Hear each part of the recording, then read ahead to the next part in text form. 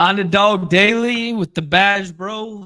Just me today. Rode a run, solo run. Our guy Nez still working through the paternity leave stuff, enjoying that first time fatherhood. We'll never take that away from him just for the sake of having him here to draft. But he'll be with us multiple times this week. No worries. And then probably next week we'll kind of get back to normal. And then I'm taking a week off for a little bit of a vacation there. But yeah, we'll have a full next 2 weeks here.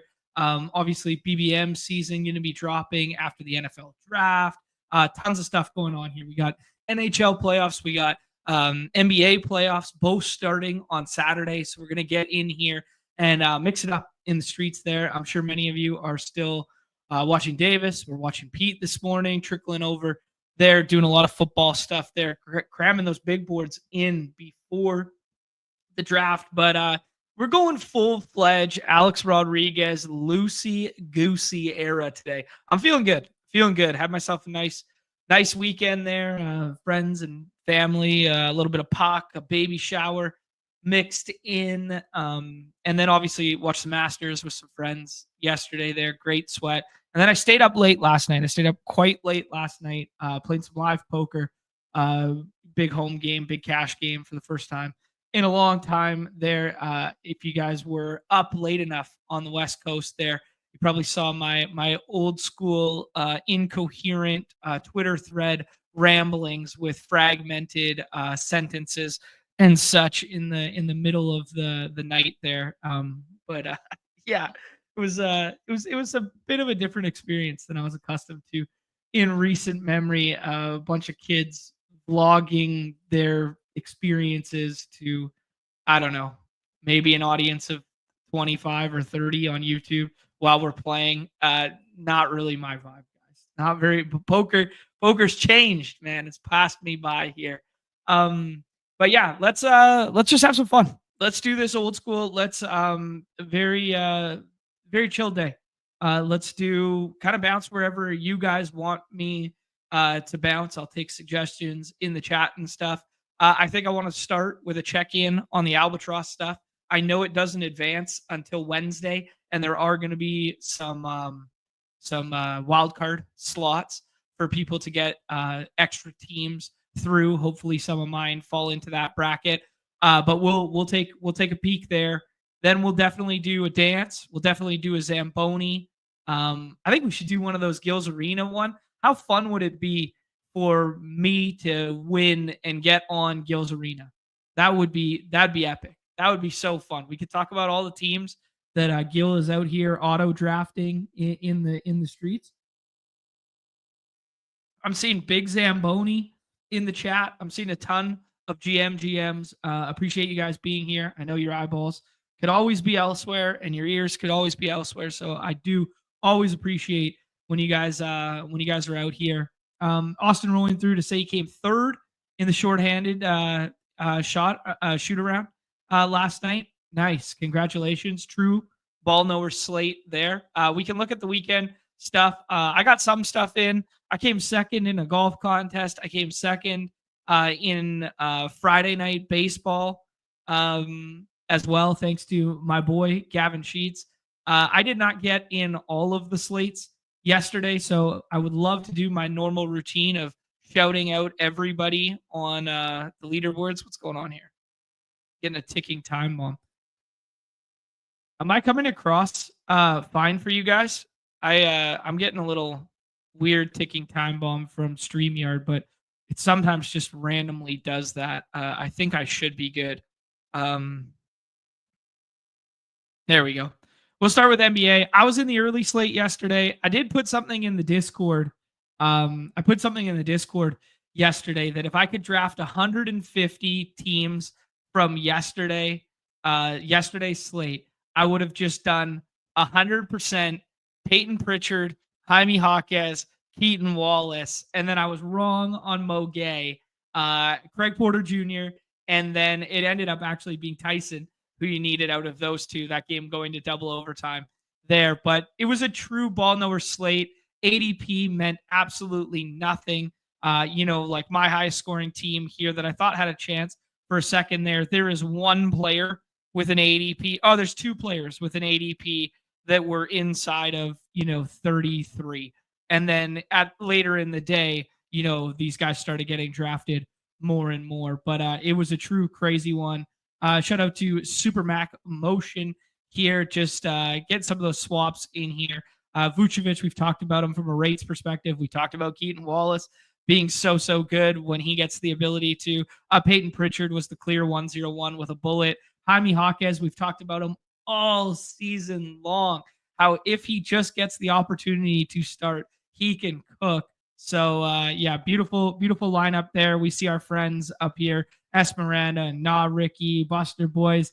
I got a kick out of this one, guys.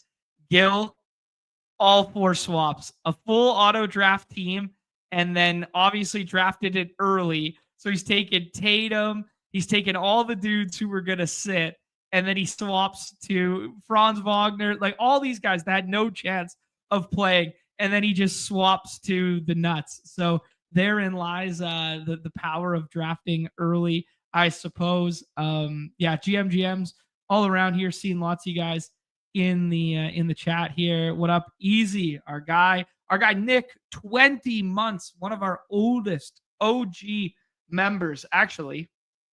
While we're having just a kind of a nice little fuck around day on the platform, these are our oldest members. There are 1, 2, 3, 4, 5, 6, 7,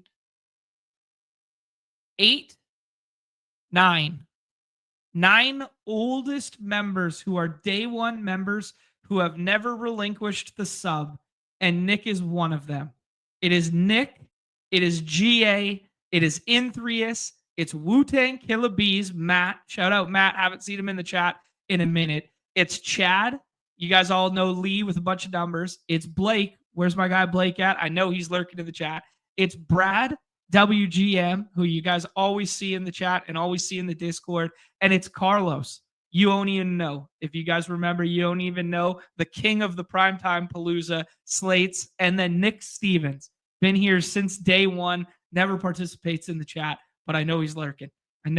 So shout out to Nick for this 20 months, man. That is epic. That's sweet. Thank you guys so much for being here since the very beginning. That was the basketball slate. That was the one that I played there. I didn't play. There was obviously no slate on Saturday. I did 50 on Friday with the show in which we did, and those ones did not age well because we were kind of off of the AD situation. Nez talked me off the AD situation there, and it ended poorly. But I also played very, very exploitatively. As you guys can see, I went all in on AJ Lawson playing north of 35 minutes, and he did not. He did not matter there. But we can take a little look at the leaderboard. Give a little shout out to Falco, who's been a long time good player on this site. So big shout out to Falco here. Love to see that. Beautifully well-constructed lineups. Had 3 or 4 in the top 10 that night. It wasn't as crazy silly season as we anticipated because, some of the guys played real enough minutes to matter, like Spoelstra was a man of his word, and that sort of thing. MLB, got in there for a little bit here. I believe this is the Sam Olsen slate. The King back to the top. Sam Olsen, the only guy who was playing Rays against Chris Sale. Chris Sale off to a really rocky start to the season here, but he plays 3 Rays in both of those lineups, and then mix and match outfield. Cole Reagans as the pitcher in one, Garrett Crochet as the pitcher in the other.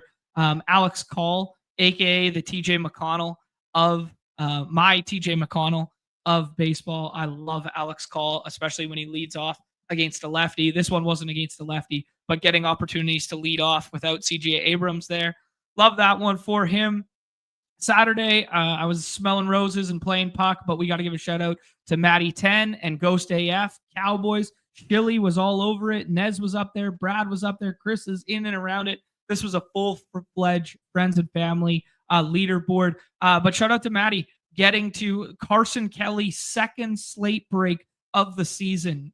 Didn't think I would say those words at all this year, and it's already happened twice in the first couple weeks of the season here. Really needed Cubs. They put up 16 runs.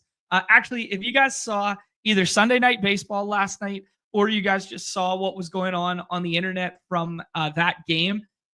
Miguel Rojas pitched, obviously position player, utility position player, primarily good defensive middle infielder and or third base kind of guy these days. But he pitched and he mimicked the styles of starting pitchers on their staff. So he did like a Yamamoto, he did a Rookie, he did a big right-handed version of Clayton Kershaw. Very funny. Go look up the videos of him as a position player there. Saturday early slate. Which one was this one? K Terry 101. Little hodgepodge. Man, Jung Ho Lee has been playing some good baseball. Homered yesterday as well, twice, I believe. Was that this slate? Homered once. Okay, homered once the day before this slate. So, yeah. Actually, no. He homered twice yesterday. This just doesn't have the stats in there yet because it's an old slate. That makes sense. Yeah, he homered twice yesterday as well. So, Jung Ho Lee, man, played some good baseball right here. But a couple double stacks here, and then Jonathan Aranda as the one-off 30 ball that you needed there. And then we could check out mine here. Was not able to best Son of Kong. Son of Kong, another good player on the site, obviously. 4 Giants, and then Pete Alonso being the guy you needed, and Nick Pivetta. The hashtag models and Nez were correct on Nick Pivetta, greater than Jacob deGrom on Friday there. Shout out to Eggers is up here. Turbotron's up here. Car Park, Cheeseball's up here. Everyone is up here, man. This is love to see all our friends and family at the top. And just love to see that my 115 was better than Eggers' 115 to ensure I was second place on that leaderboard there. Yeah, my team pretty chalky here, where it was Pete Alonso and Jordan were good plays. Fernando Tatis Jr. was under-owned because he had the Q tag all day there, despite the coaching comments that he would return for Friday. So I had a decent amount of Tatis that night, and then just paired it with the Gavin Sheets when everybody else, would just only pair it with Manny or would pair it with somebody else. So yeah, one contrarian scroll, all it took. All right, let's check in on the Albatross. I guess it would be in live best ball PGA. All right, I haven't looked yet. $96 out of 220. We got 22 of them in there. So that is 1, 2, 3, 4, 5, 6, 7, 8, 9, 10, 11, 12, 13 advancing. Is that correct? 13 advancing out of 22.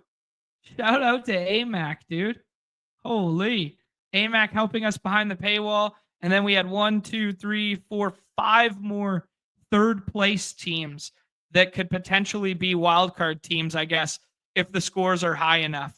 So awesome. We're going to have a sweat. Obviously, Albatross round 1 is the Albatross round 1 is the easiest of the bunch. It's 2 out of 6.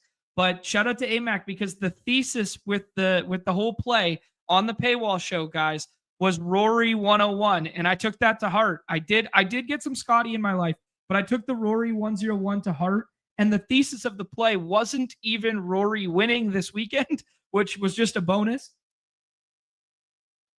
The thesis was he holds the course record at the next week. So the next tournament, I guess it's US Open next or PGA next, whichever one's at Oakwood or Oakford or Oakfront or whatever.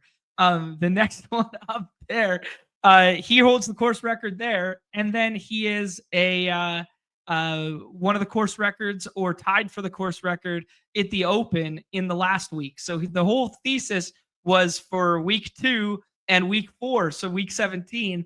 And it turns out he just wins the Masters as well and is one of the guys you need. So awesome. Let's take a peek at the team that we did on the paywall with AMAC. This one scored, 723. So we got some joint equity here with our guy AMAC. Yeah, Rory. This one had Brooks, who didn't make the cut. Lowry didn't even score for us. You get Jordan Spieth in there, Jason Day, Justin Rose, who was, man, huge hat tip to AMAC for the Rose stuff, was telling us to take Rose over and over again. Patrick Reed, who would have had a chance if he didn't miss those little 3-footers that he pushed around on par 3, whatever, 11 or 12. One of the Amen Corner par 3s there that he missed back to back like 1-footers. And then 3 holes later, he dunks one from the fairway for eagle. So, yeah, bizarre Patrick Reed kind of day there. And then Matthew McCarty, who was another one of the scrolly F downs that he gave us. So, man, that's fun. Awesome stuff. Mad respect there. Yeah, pour one out for our guy Chipsy down here. Whoa, tough scene, buddy. Tough scene. That's what happens when you stop hanging out in the Discord. You finish 6th place. That's what happens, guys. Let it be known. We need Chipsy back in our lives. All right, I've talked too much. We've done too much revisionist history. It is all drafts from here on out. PGA, Quail Hollow. There we go. That's the one that he was the PGA. That's where he's got the course record. And then Open back in Ireland. There we go. Perfect. Like one of his kid courses, like one of the courses in which he grew up playing with Lowry and stuff like that. Guys, the Zamboni stared me right in the face. I was going to start with hoops, but this Zamboni is staring me right in the face. Let's click the big Zamboni and see if we can get anybody else in the chat to pony up here and stay in their lane with us. 2 more spots. Big Zamboni. Where are my puck guys at? We got 150 of us hanging out right now. Let's get my puck guys in here and fill a big bony. Ooh. Nothing brings the boys back home like calling them an idiot on stream.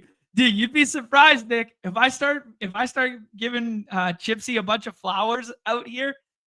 He would he's not coming back. He knows that I respect him. He's only coming back if we talk enough shit. That's my thesis out here. All right, here we go. We filled a bony. Here we go. Okay, here you go. So KK10's asking, what are the major NHL playoff matchups not set yet? Okay, so let's go through it here. Admittedly, I did a couple last night.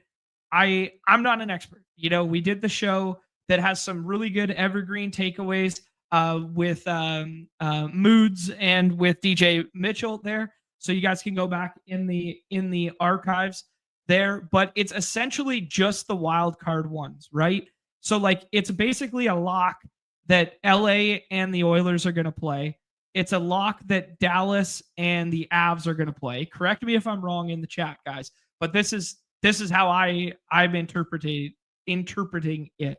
It's almost a lock, or it is a lock, that Battle of Florida is happening. And then the wild card stuff can flip-flop in the West still. So people are drafting Minnesota as if they're in, but Calgary still has 2 games at hand and can best them and play catch-up. We'll look at the standings in a half second there. Okay, here we go. So Winnipeg going first overall here. So we got a Kyle Connor drafter with the 101. Very interesting. I saw Broncos in some of my drafts. Was it yesterday or this morning? I think Broncos Freak was doing both hockey and basketball, I think. Okay. We could start Dallas. We could do Toronto or Dallas. Let's do Toronto. Everyone's going to tell me they choke in the playoffs, but let's do Toronto here. Okay, East is pretty much set. Wild win and in, right? No, I don't think so, because I thought Calgary still had games at hand. Brett Boy's telling me that's right though. Okay. So they hold the tiebreakers and they're ahead no matter what kind of deal. Okay, let's just start doing Toronto. We could try and build out a West team alongside it. But I think we're gonna do like 6 Toronto, and then 5 or 6 Toronto, and then backstack some West darts. And evergreen reminder that the bracket, guys, it's fixed, right? Both brackets nowadays are fixed. NBA and NHL brackets are fixed. So you guys could start planning. Like, we're going to have a wealth of information, especially for basketball right now, where like you're not going to want to put Tampa with Florida because you're going to lose one of them after round 1. Even if that series goes, 7 games, you're going to lose one of them after the first round there. So now we know combination wise, like which teams like not to be mixing and matching. Like you probably wouldn't want to put 2 wildcard teams together like just in general, but if you thought about it, yeah. Okay. Let's see what we got here. Wild still have 1 game too. Yeah, no. I understand they have games left. I'm talking about games at hand. But yeah, so they're up 3 points, and the Flames only have 1 additional game, and it is the Wild versus Ducks. Okay, so it's more solidified than I was giving credit to there. That's for sure. Okay, let's take a look here. So Cale Makar comes back to. Oh man, we gave Sam Olsen the super Edmonton team. McDavid and Leon. Woo! Nobody fighting him for it. I think we can do Dallas, guys. I think we can do Dallas. I was going to punt the West. But I think we can do Dallas, and nobody's fighting us for Toronto right now. And we just lost out on.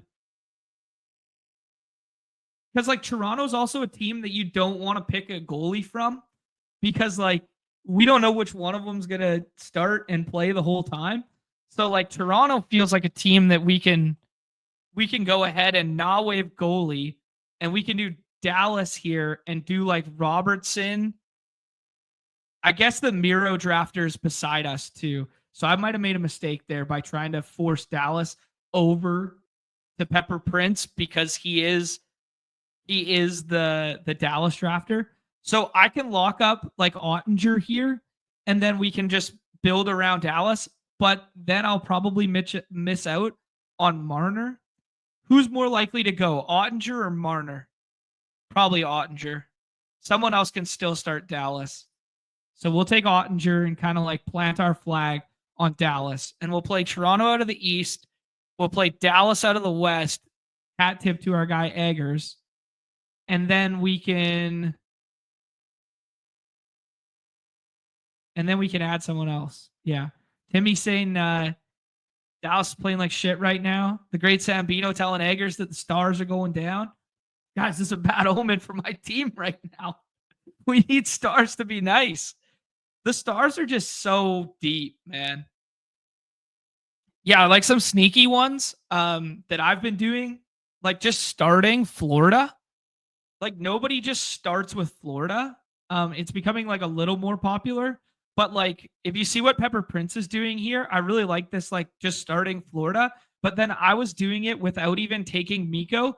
I was just taking like straight Florida from like position 5 or 4, and then just going like 5 or 6 Floridas, and then just going 2 skinny stack, like backstack 3s of like LA and Minnesota, or like actually those ones didn't pair well together. I learned that last night the hard way. I was doing the Blues and LA because I'm also trying to think like which goaltenders can like carry you through and like carry a series and win a series. Like I think Binnington's in that conversation. I think Gus is in that conversation. All right, Marner comes back. So nobody else wants Toronto. Pepper Prince is already, we're going to pass on Marner here. We're passing on Marner because Pepper Prince doesn't want to build out Toronto when he's already building out Florida, but he might take Thomas Harley from us, and we want to keep our Dallas thing going. So we're going to take Harley here. I don't want to run that risk because he's going to take Matthew Tkachuk here with his Florida stuff, and then maybe Wyatt Johnson or something. But I wanted to make sure I get Thomas Harley there because we can do one Toronto defenseman. That's fine. But I don't want to have to take two. And yeah, he goes Wyatt Johnson. That checks out to me.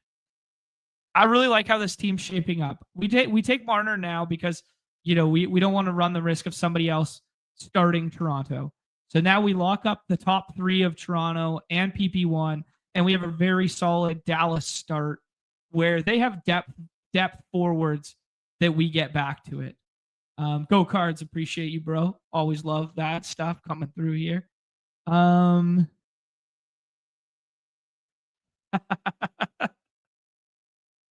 Take that Tilly and get Johnson for super mega leverage after we sneak in. That's fucking fun. That is fun.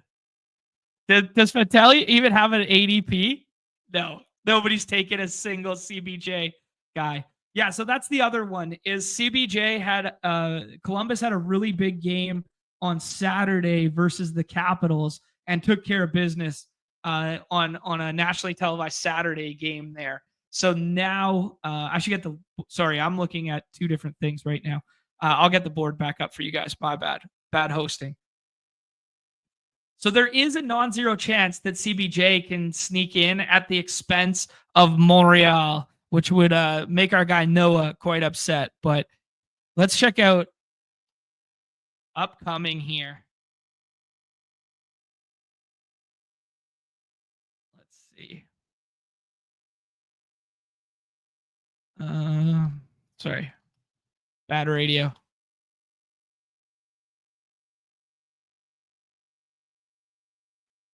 So we got, what do we got left here? Montreal still not clinched, 88 points. Columbus has 85. They both have 2 games left. What's Columbus's schedule down the stretch here? Because, the one thing at Philadelphia and versus the Islanders, so 2 non-playoff teams. Okay, I see you. All right, let's decide what we're going to do here. Johnny T comes back to us. Feels good.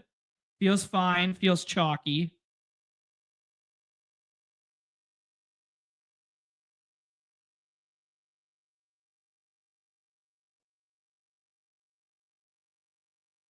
Okay. Let's do hints.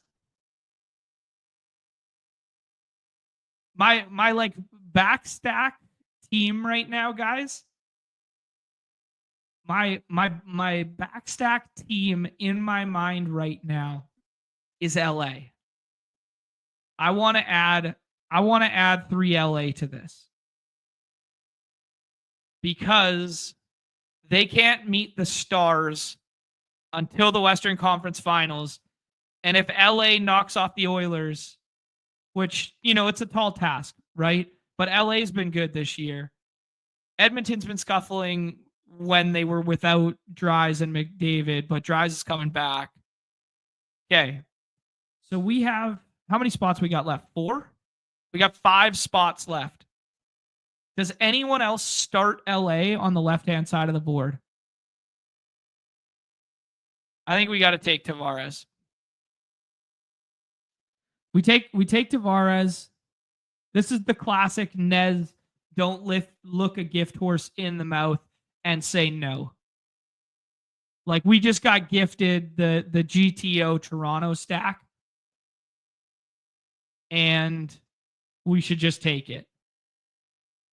So we got 4 Dallas, 4 Toronto, but no goalie and no defenseman. So if we build out another West stack, it should probably be with the goalie, which is leaving us with basically only the Blues, the Wild, or the Kings right now. And I'd be less inclined. Who do you guys think has the best shot there? I think Winnipeg's low-key a fake wagon, but I also think they're kind of built for a playoff series. and they have the best goaltender in the world, or top 3, arguably. Maybe Vasilevsky's better, maybe whatever. You can insert other player who gets hot. I think we do LA. I think Minnesota's fine too. But I think we do LA. I think we do Kempe.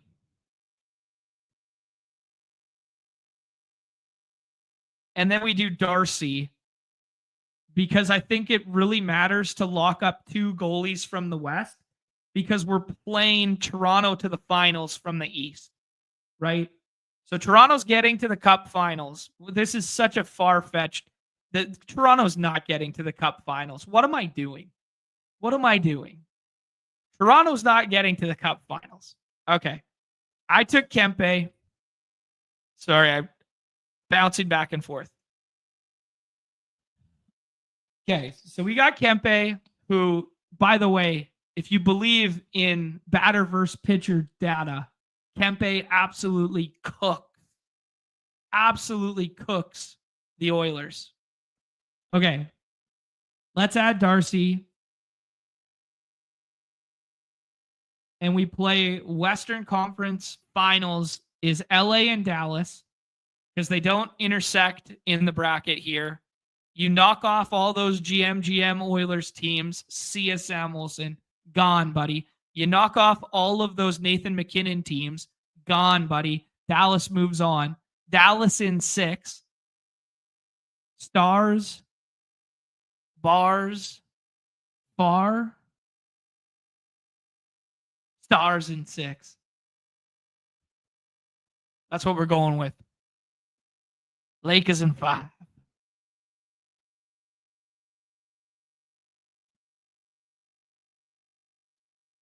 I like this Washington stuff. Protest, man, his brother's so good too. His brother's so good. Protest's brother's in the O right now, and they're in the playoffs, and he's got like 20 points in like 8 games in the playoffs or something. Maybe it's like 10 games now, but dude, he's nasty.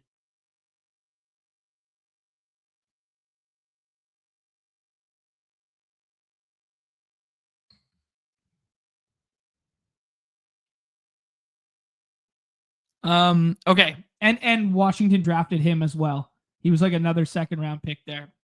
Okay, so McMichael goes there. We got to land this plane with 2 blue liners, I think. And I think we start with the Kings and we take Drew Doughty, right? Like PP1, and then we have a conversation. Let's take Doughty. Just a playoff performer, just a stud.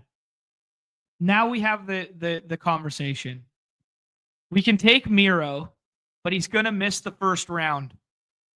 He's going to miss the first round of the playoffs. So we could take Miro and do like another Dallas bet.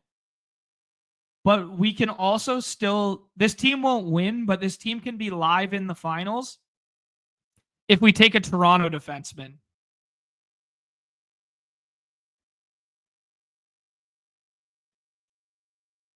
Let's scroll the F down. OEL, baby. OEL. Let's scroll the F down. Let's do it. Let's fuck around, find out. Let's have some fun. Now, I don't know if it was necessary to take a 3rd defenseman on this team. Because if you're playing for the nut outcome of Dallas versus Toronto in the finals, you probably don't need a 3rd defenseman. You definitely don't need to take a shot on a 3rd goalie. But we could have taken another Toronto center. Like we could have taken Bobby McMahon. Or we could have like just someone who could pop off for like a 2-goal night that could get us through. I kind of like it. I mean, apart from the completely utter and preposterous thesis that Toronto goes to the Stanley Cup Finals. Apart from that complete fairy tale, it's a well-constructed team. We stayed out of our way in the West because Dallas and LA basically can't meet until the Western Conference Finals, right? So we stayed out of our own way. In hindsight, if I wasn't enamored with Austin Matthews at ADP or whatever, this made up notion of ADP, I think I would have preferred this team to be Florida and doing what Pepper Prince did. And you start with Florida and you build out 6 Florida and then you backstack a little, what did he do here? Little 2-man Minnesota, which is like kind of exactly what we did, but with LA instead. I don't know. Let me know what you guys think in the chat here. Let me know.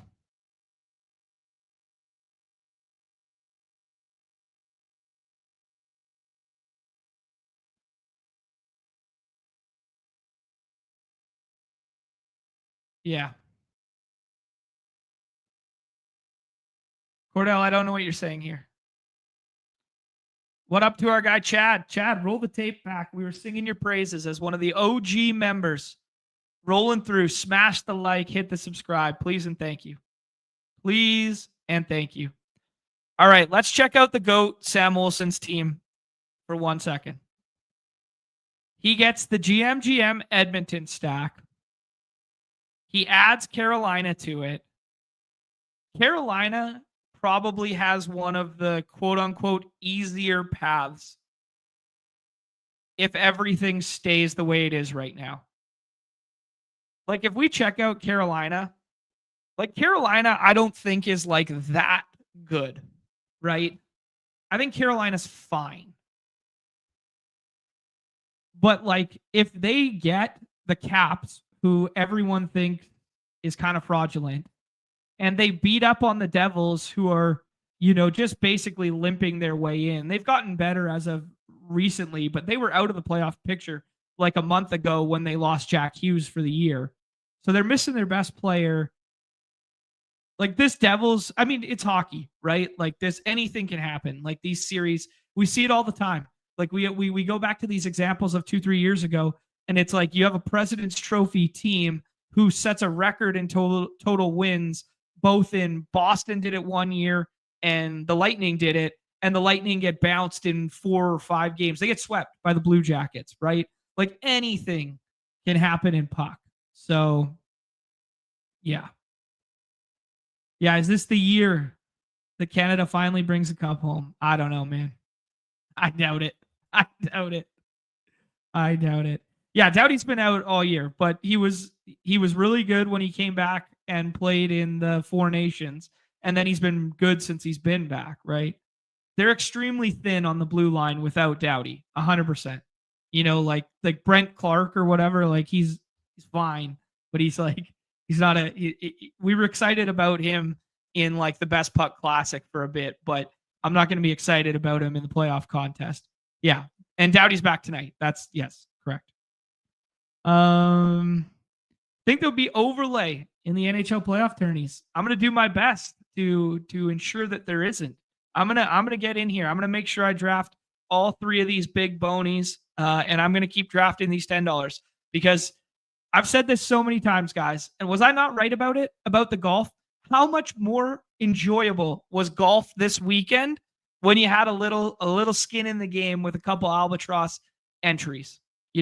How much more enjoyable was Masters Sunday when you could go back and look at the leaderboard and take a little look at the sweat there? Like, we're coming to this point in the calendar where we're going to have the grind of baseball every single day. We're going to be talking about these 8-game slates, but then every single night we're going to be talking about 3 or 4, NBA games, or we're going to talk about 2 or 3 puck games, like that sort of thing. And you're going to want to be, they're all going to be nationally televised, and you're going to want a little bit of sweat, right? Like, you're going to want to, hey man, I really wish I just spent $50 just so I had some live teams to chase. So yeah.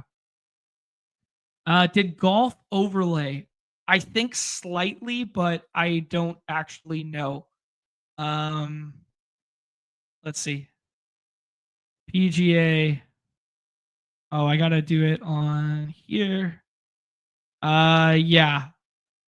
Albatross will have wild cards get through because of the overlay. There was it filled to 78.9%. So there will be, yeah, there you go. All my golf guys in the chat are all over it right now. So there will be some filling. Okay. That was the bony. I'm curious what you guys like. Tell me in the chat what you guys like, because I like this idea of like building Florida early here. This is the main slate. This is the playoff. I like that idea. I think Tampa's really gettable. I think Florida's really gettable. But I'm a little scared that they just beat the shit out of each other in the first round. Same can be said about Dallas and Colorado, but Colorado's harder to stack.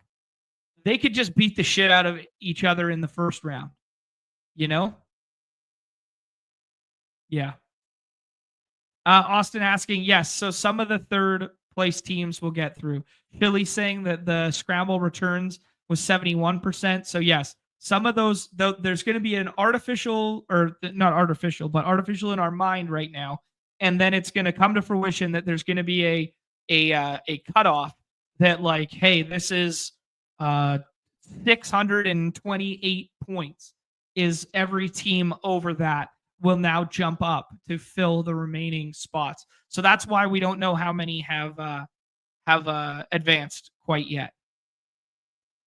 Dom saying he likes the Devils as a dark horse if Markstrom can get hot. I mean, Markstrom's been known to get hot. I mean, this is the beauty of puck, right? Anybody has a chance. So if you're going to come in here and only build like 5 to 10 entries or whatever, you should be mixing and matching. Like I did a Blues team last night, and the thing is, most people will only do like a 2 Blues team or a 3 Blues team, and it'll be the same players over and over again. You know, it'll be Rob Thomas and Kyrou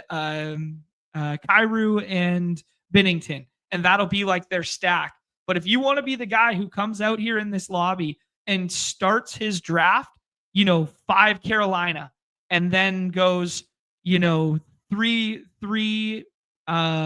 Vegas and 3 Blues, you're instantly contrarian and giving yourself a push through. Yes, it's highest scoring teams, not third place teams. That is correct. So that's why we don't know what the artificial cutoff number is going to be. Yeah, I'm going to guess it's going to be like 640, 630, something like that. That's what the smart people are telling me in general. Okay, let's shift gears. Let's move on. Let's go dancing. Let's go dancing. Let's do one of the dances, and then maybe we could do the Gills Arena one too, because I want to get on Gil's show. How fucking fun would I be on Gil's show? Come on, man. That'd be fun. That would be good. Yeah, Dom saying loves puck for contrarian builds. Absolutely. Like it's the sport that has like the most series to series variance. Yeah.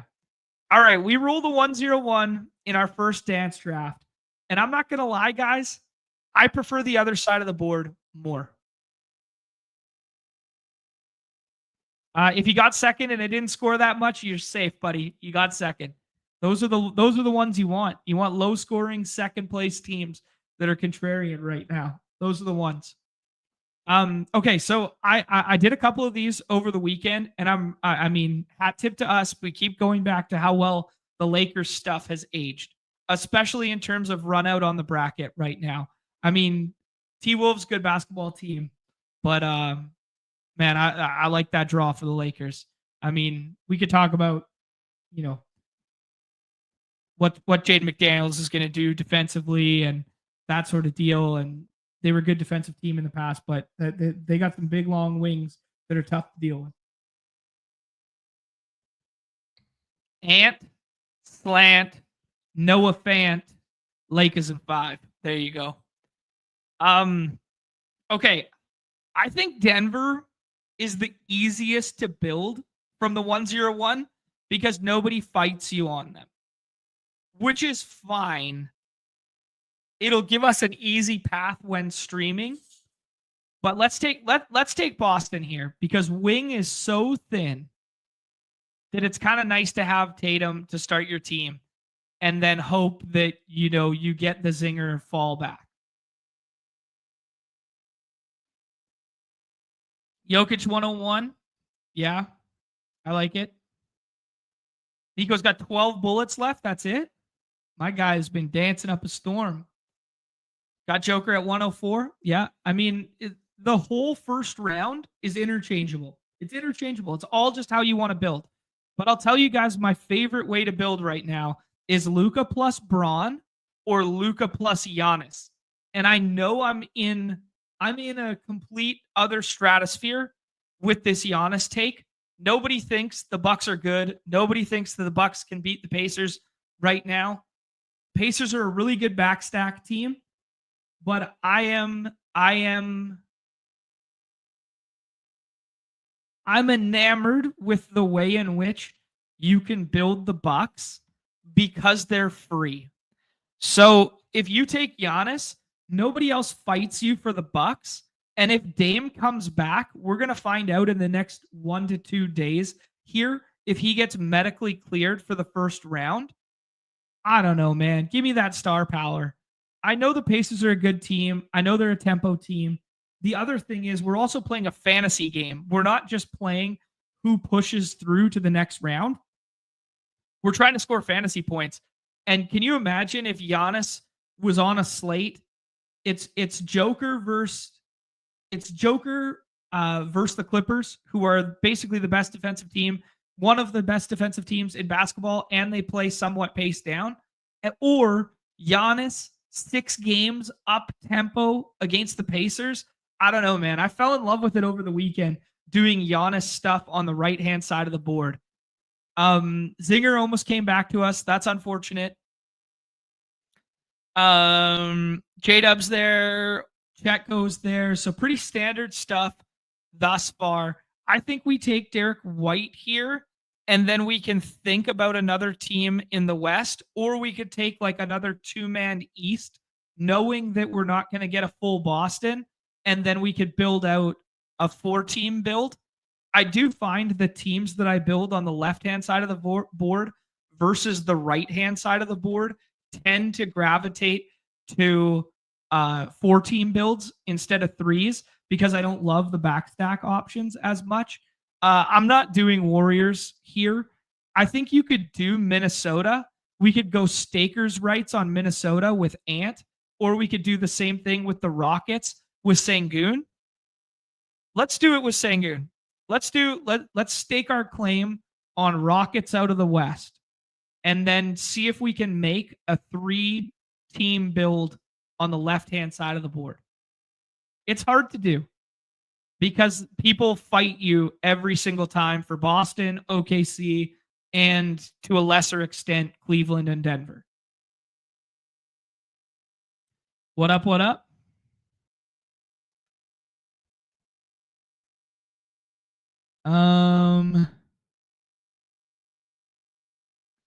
Okay, here we go. Nico saying, how about 0 games of a first-round pick in the conference finals versus 4+ games of your first rounder is the counter against Giannis? Absolutely. That is definitely it. But if you think the Bucks can beat the Pacers because Dame's coming back, then we're not having that conversation. But it definitely is the counter. It's 100% the counter. And that's where basketball differs differs greatly from what we just saw in the Zamboni streets there, where it's like we're telling ourselves stories that the Kings can win a series or the Wild can win a series if the goaltending gets hot and this sort of thing, where it's like nobody in the dance is drafting the Mavs. Nobody is drafting the Kings. Nobody is drafting any of these play-in teams because we all just think they're going to get swept in the first round. So maybe we got to open our third eye to which of these teams back here could win a series. Like the Hawks played the Celtics last year. It's just going to be Celtics in 5 again. You know, like the Bulls look pesky right now, but we got some injury concerns there. Like, which of these teams, guys, could realistically upset? Like, it's clearly the Bucks and Detroit as like a tier by themselves. Maybe the Heat? Can we do backstack Heat? I don't know. Okay, so I think we take Amen Thompson. It helps with the wing depth. We have guards from Houston that we can get later.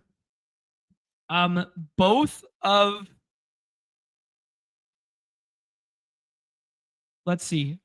Can we do Detroit?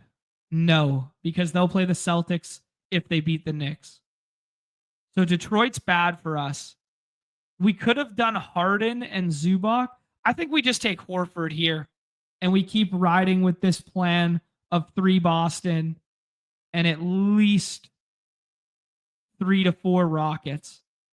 And then we're going to add a third team. Let's stay the course here. There's our guy, Brad. Brad, we were singing your praises earlier there. 20 months as a sub, my friend. 20 months. I'll run that one back for a second here. Let's run that back for 1 second as Brad came in the door here. See if I can get this on the screen. There you go. There's the OG members. The OG day 1 Badge Bros members. 20 months of fame and infamy. There they are. Appreciate you guys so much. Much love. Much love. Brad being one of them.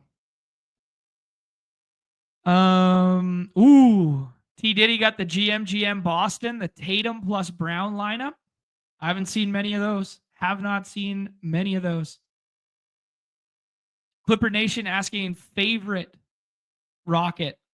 I think it's Fred. The minutes seem the safest. I think then it's Tari Eason. Brooks's minutes will be there from the defensive end, but he's just not a rates guy. He is just not a rates guy. Guys, I think we could do a cheeky little... damn it. No, I don't think we can. It's too scary.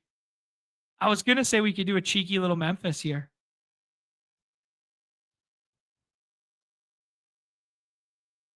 Fuck it.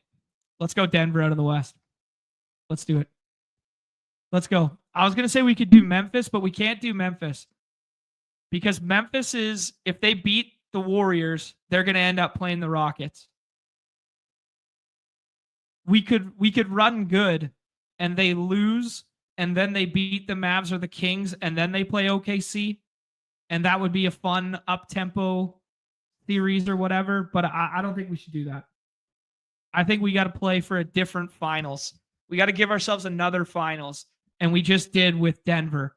Because Denver could conceivably meet the Rockets in the Western Conference Final. The Rockets are deep as hell. They've been disrespected all year. The Rockets, find a way to beat, hopefully, the Warriors. They beat the Warriors, and then they beat the Lakers. And then they play Denver, and Denver beats OKC. So we give ourselves a Western Conference Final with Jamal, Michael Porter Jr. We can add Aaron Gordon or Christian Brown to this. We can add, I think Peyton Pritchard's already gone. Yeah. Boston, we're probably done with 3. So we're playing 3 out of the East. Celtics to the finals. This could definitely be, I said I wanted to make it. This is what I keep saying though, guys, is I said I wanted to make this a 2-team build or a 3-team build rather. And it's so effing hard from the left-hand side of the board to get like, GM style 3-team builds. Okay.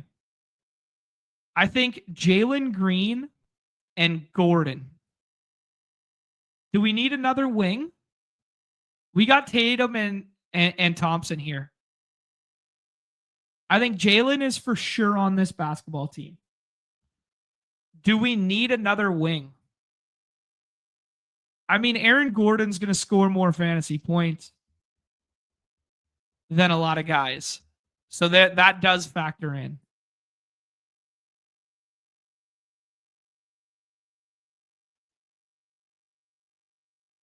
I think we take Gordon. And then we leave a light on for whichever guard comes back. And we just play this as a too big team because no matter what finals we get, we're going to have a big there, right? We're either going to have Horford or Sengun in the finals or hopefully both. Denver plays Houston in the Western Conference Finals. Boston makes it to the finals with 3. I think maybe a 4th Boston piece is the safest. Not safest. Even Hauser goes in this draft. So probably don't want that one.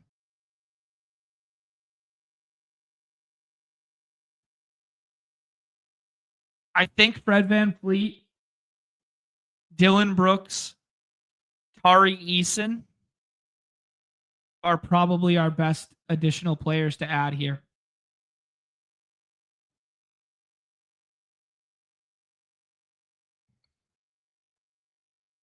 Sag saying Clippers are going to upset the Nuggets in the first round. I don't think that's a hot take, bro. I think that's a completely level-headed take. I don't even think it's that much of an upset. That seems very reasonable. That seems very reasonable.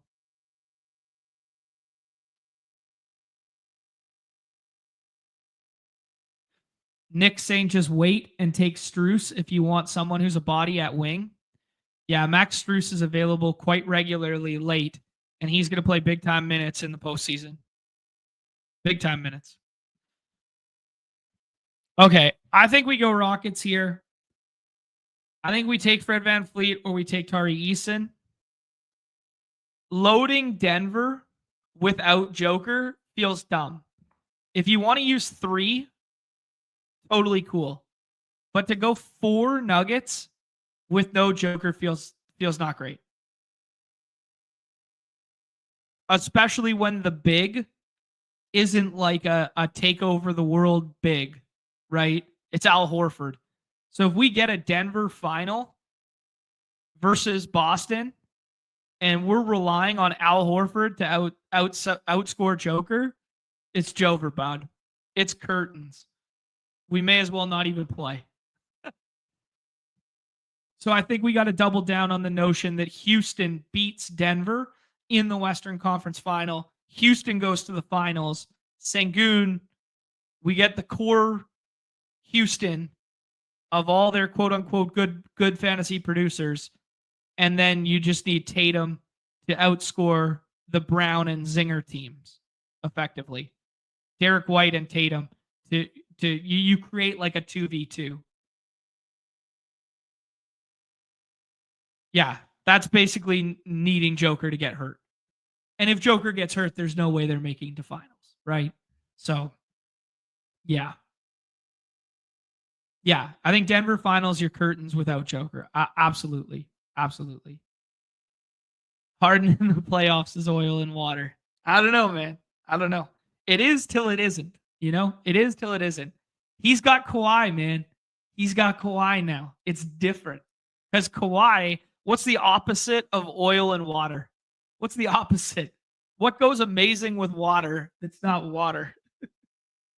That's what Kawhi is for postseason play, right? Kawhi in the playoffs is water and water. Exactly. It's as the saying goes. Kawhi in the playoffs is water and water, baby. Oh man. Mio and water. It's Gatorade pouches and water. It's water and water, baby. Oh shit, that's funny. Pick a Nick or two? Yeah. I'm good with taking Knicks for sure. I prefer building Knicks even when I miss on Cat, because I don't think it's as, I don't think it's as like abundantly clear and necessary that you're going to need Cat if the Knicks go to the finals, because they have so many guys that'll play like 40 minutes. You know what I mean? Yes, there you go. Pat reiterating exactly what I was saying in the chat there, that that they're going to play strong minutes, right? And it also feels like no matter what series the Knicks are in, like obviously they're gonna have the Pistons.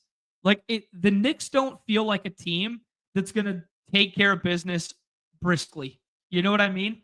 Like they're not gonna. They feel like one of those teams where if you get a series where they play the Pistons and then they play the Celtics, that both those series can go 6 games for different reasons. You know, that's where I'm at on it. Maybe you guys agree, maybe you don't. That's where I'm at on it.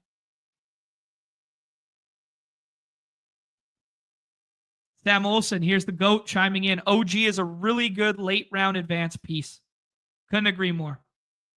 I will say on the OG front, though, the one thing about the OG is that all of his extreme scoring outline games came without Jalen Brunson, right? And Jalen Brunson's back now. What does that mean for his offensive output? Because that stretch of games that he put together that was north of 25 with all the auxiliary stats to go beside it. Yeah. And he's definitely their best ball stopper too. So on the defensive end, now all of a sudden, is he going to just get the Cade assignment? And now he's not as big a factor on the offensive end? Like, I'm trying to think through the lens of playoff basketball here, guys, a little bit. Do you guys think like Amen Thompson takes a step back from a fantasy standpoint, even if they get an up-tempo matchup against Memphis, something like that, because he's going to be forced to be the on-ball stopping defender all the time? Because like the Clippers, I'm not concerned about their fantasy output because they always fucking play slow, right? They've always played slow and boring and bad. I'm thinking about some of these other teams where it's like, how about the Pacers? We looked at them all year long as like pace up, good game environment, that sort of thing. Does that change in the postseason? I don't know. Nick saying it's always been OG greater than Miguel for the dance, but ADP was just broken. Yeah, I agree with you there. I like that take. Took a series higher, 5.5 games. I like that one.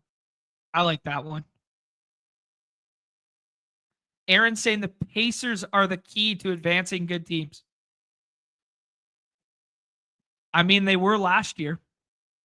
If we go back and look at the winner from last year, it was scroll the F downs from the good teams in the finals.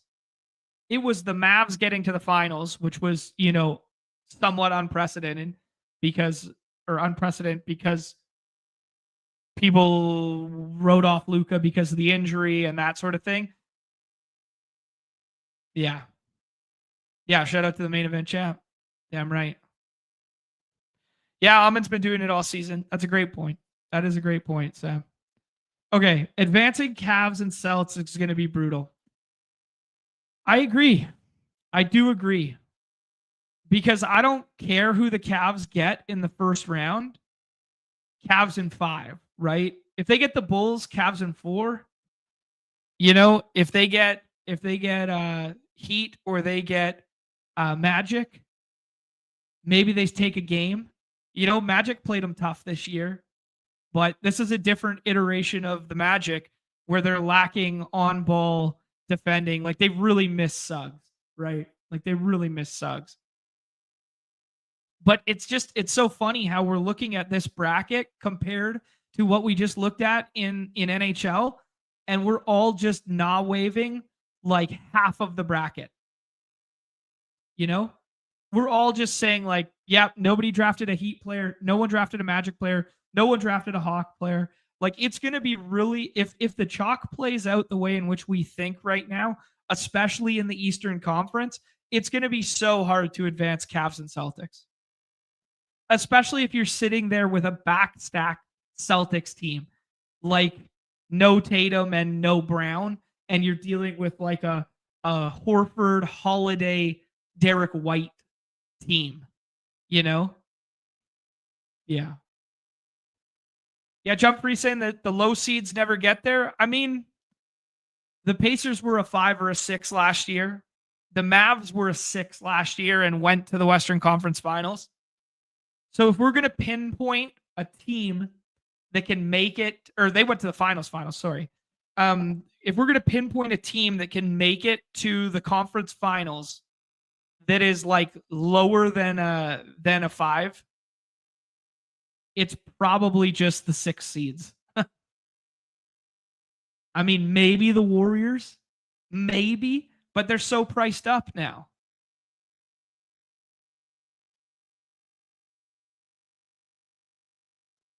Yeah, Heat were an 8 a couple years ago. Playoff Jimmy. I mean, the Heat are deep enough that they can make some noise, but they've been so banged up down the tail stretch of the year. Yeah, I guess bubble Heat going to the finals. But it was also the bubble, guys. It was a little different, you know? Lakers made a run as a late seed play-in team, but unique situation. Yeah, that's true. Same situation as the Heat one. Yeah. All right, let's rip another one of those. Those are fun. Let's do the Gill one. I haven't done a Gill one yet. What if we just go in here and just draft the nuts the first time and we just find our way to Hollywood? Sitting on Gill's couch with the boys. 6 spots, 5 spots, 4 spots. Let's get it. Let's get to Gill's house together.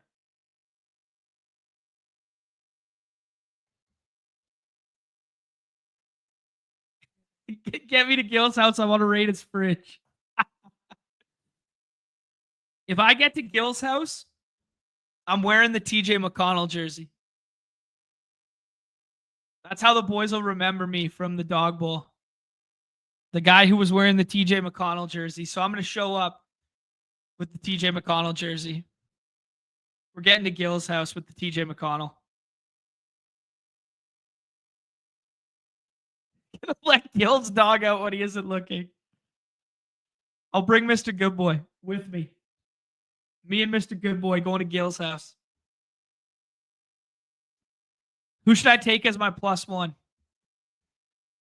Is Nez coming to Gill's house with me? Is Pete coming to Gill's house with me? Let's do one more, guys. One more. Come on. Let's fill this Gill draft. Gill's out here filling drafts all day long. The least we could do is fill one for him.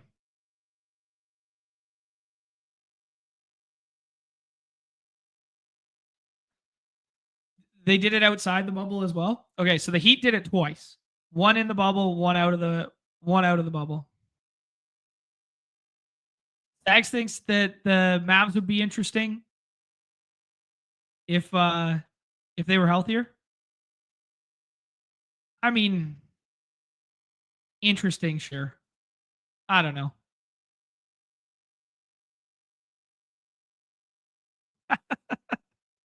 Take me so I can yell at him for bad takes.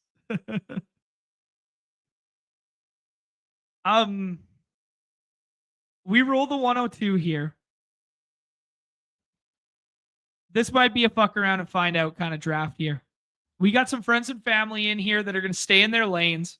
We got Respook, we got Sam Olsen, we got Cowboys, we got Baby Stevie, and then we got a wild card at the end, Top Flight 2. Say what up if you're Top Flight 2 in the chat here.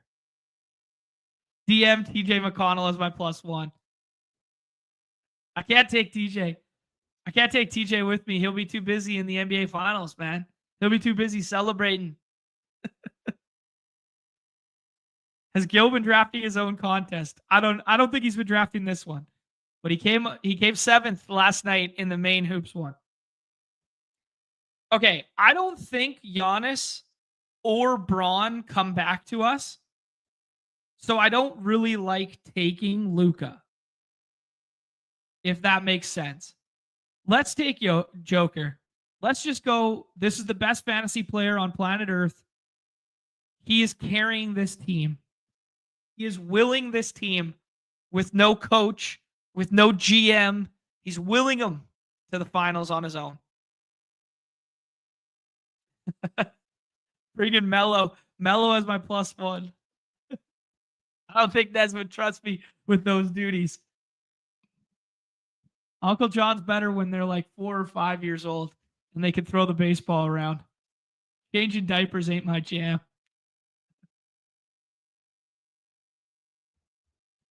Got a couple Luka Braun stacks you're hyped about? Rightfully so. Rightfully so.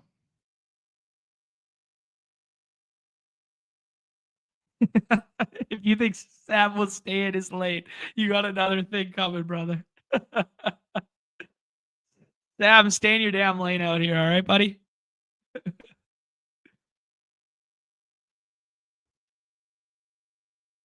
All right. So, okay, this is my thesis on the Bucks and Denver and the Rockets at the front end of draft boards is I think those 3 teams have the best chance of making a finals run because of the star power or completeness of the team or because of the seed of the team. I think those 3 teams have the best path to actually winning relative to their price point and relative to other people in the room fighting you for those players. What do you think? What do you think? I don't know. That's where I'm at. Give me Tatum at 3 and I'll stay in my lane. Well, you got it, buddy. You got it. You could take solo Joker and then play for them to lose in the Western Conference Finals. That's kind of fun. That's a fun idea.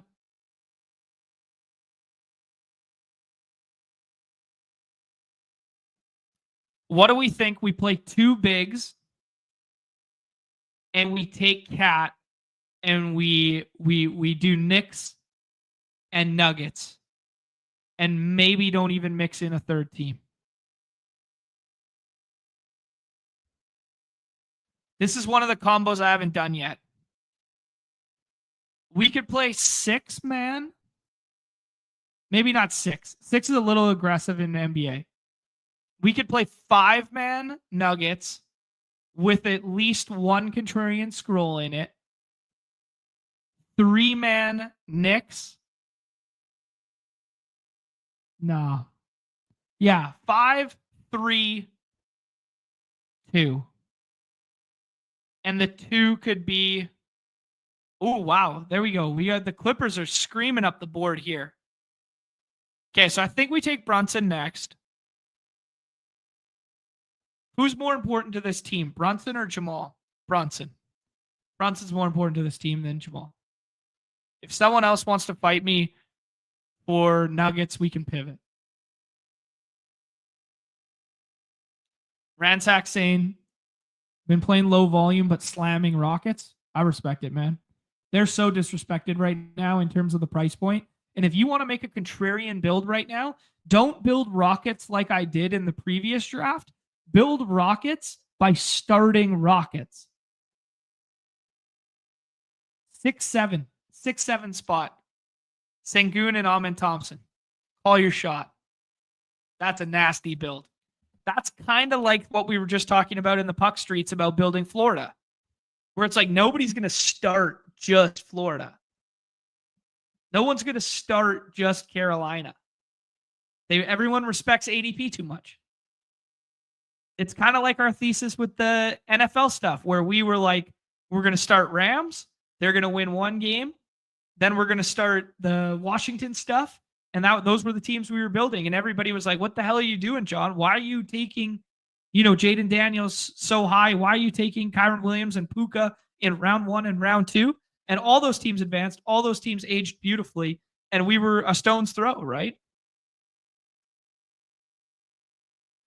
Yeah, we took Fred VanVleet with the last one there. Take Fred VanVleet with the Rockets. Gross, but less owned. Yeah. Jumfrey saying he finally got the itch for NFL today. I mean, Pete doing 2 hours of it, followed by Davis doing 2 hours of it. That'll do it for the people. That'll get the people excited. New York plus Denver sounds like a fun build. Let's find out. Let's find out.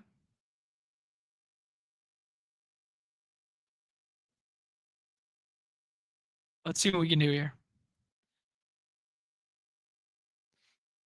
If now in a normal room where Respook doesn't take Kawhi so early, there is a nice little stack here that you can mix in. Like you can go ahead and just add the Clippers guys here, but the prices have pushed up pretty high.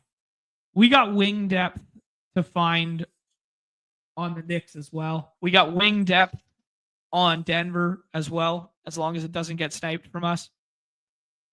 What team pairs well from the Knicks? Pacers kind of pair well too. So you can do Denver, and then we can do Pacers. And if you take Hallie, nobody really takes Siakam or Turner if you take Hallie. So we could take Hallie here, knowing that we have all these wings to get to. Because the Pacers can't meet the Knicks until the Western Conference Finals. I pussied out. I bitched out. We're taking Josh Hart instead. We're staying in our lane for a bit here. Pitch wanted me to take Hallie. I think I probably should have. You're right. I was a coward. I was a coward there. Because Hallie, Pacers, if they go like 6 games against the Bucks and win, and then they get the Cavs, like Pacers versus Cavs, that's an up-tempo, back-and-forth series. There could be a lot of fantasy points in that series, even if it only goes like 5 games, or even if it goes 6 games, right? Yeah. Living up to the never Hallie, I respect it. Okay, yeah. We stayed on brand. That's all that matters. That's all that matters. Okay, Chad saying, I think Clippers is where I'm trying to hammer. Their prices seem wrong. Granted, I wouldn't do it if I start with 2 OKC guys. Yeah. I like that. The 101 Respooked is doing 2 OKC, then 3 Clippers, and now we'll see how he lands the plane in the Eastern Conference. I've also seen a couple people do like the full West and then just like wave the East and just be like 3 teams out of the West. Like you're not going to have like 8 live in the finals or anything crazy like that, but you could advance like just 3 Western Conference and then just have 5 from one of those teams live in the finals. I don't know.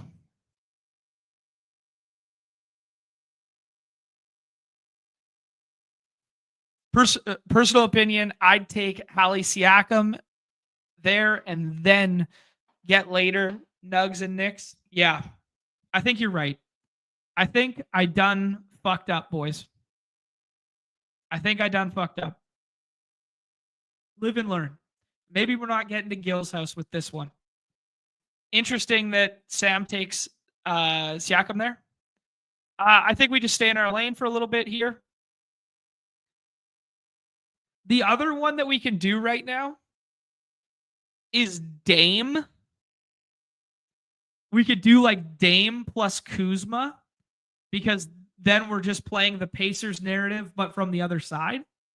Dame plus Kuzma, but then you need Dame to play basketball, which is, he might just be a dead roster spot. We're going to find out the next 2 days here. He's getting, second opinion this week, could be medically cleared in the next 2 days, allegedly.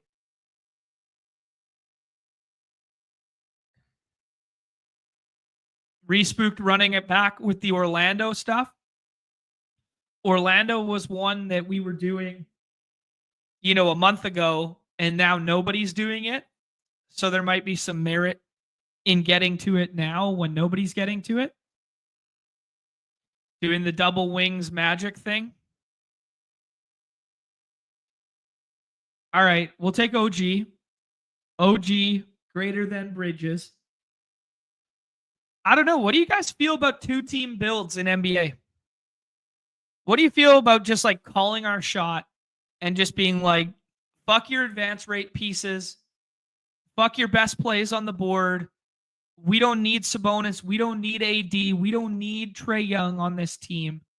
And we just go, by the way, Knicks play 6 games, 7 games, and make it to the finals. Denver plays 6 games, 7 games, 7 games, make it to the finals. They play each other. Can we just build 2 teams in NBA? It's more of a puck guy move than it is an NBA move. But yeah.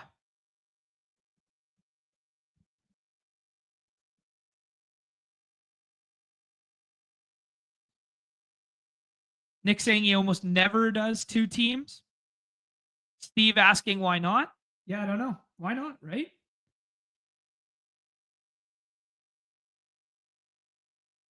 Sam bringing us the alpha of the contest, that it makes more sense in this contest to do 2 teams than it does in the dance contest, based on the advance rate structure, based on we're only playing for Gill's house kind of deal. 2 out of 6, 2 out of 6, 1 out of 4, and then a 139 final. And we're playing for Gill's house. So it's super top heavy.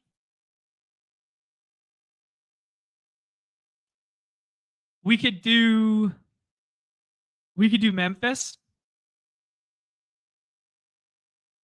Because the only way in which Memphis Memphis is bad too. Memphis is less than ideal. T-Wolves would be better.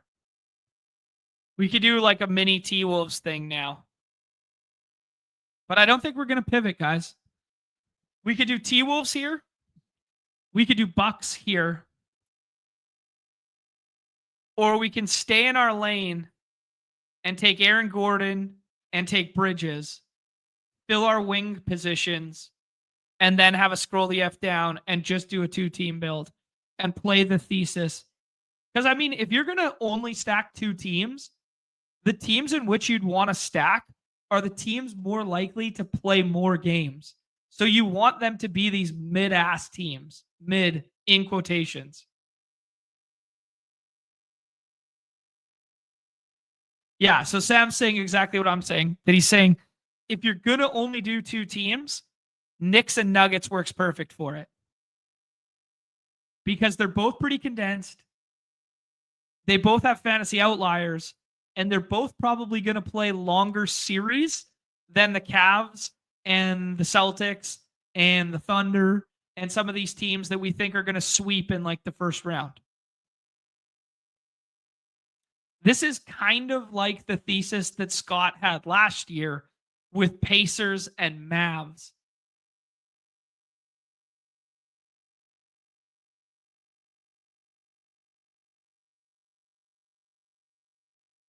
Let's do this.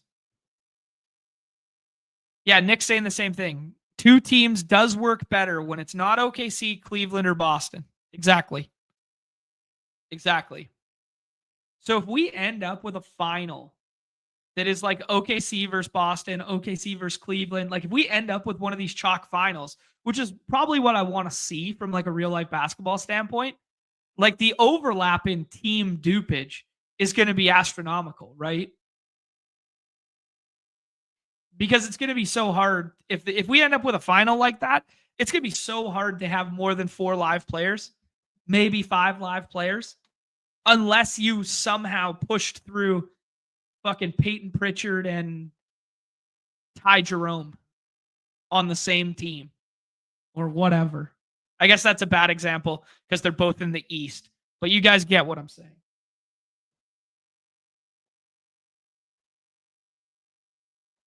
Like you somehow pushed through Payson Wallace and Ty Jerome. Like, how the hell are you going to push those guys through? At least with this mindset, we have a path. We have a path here.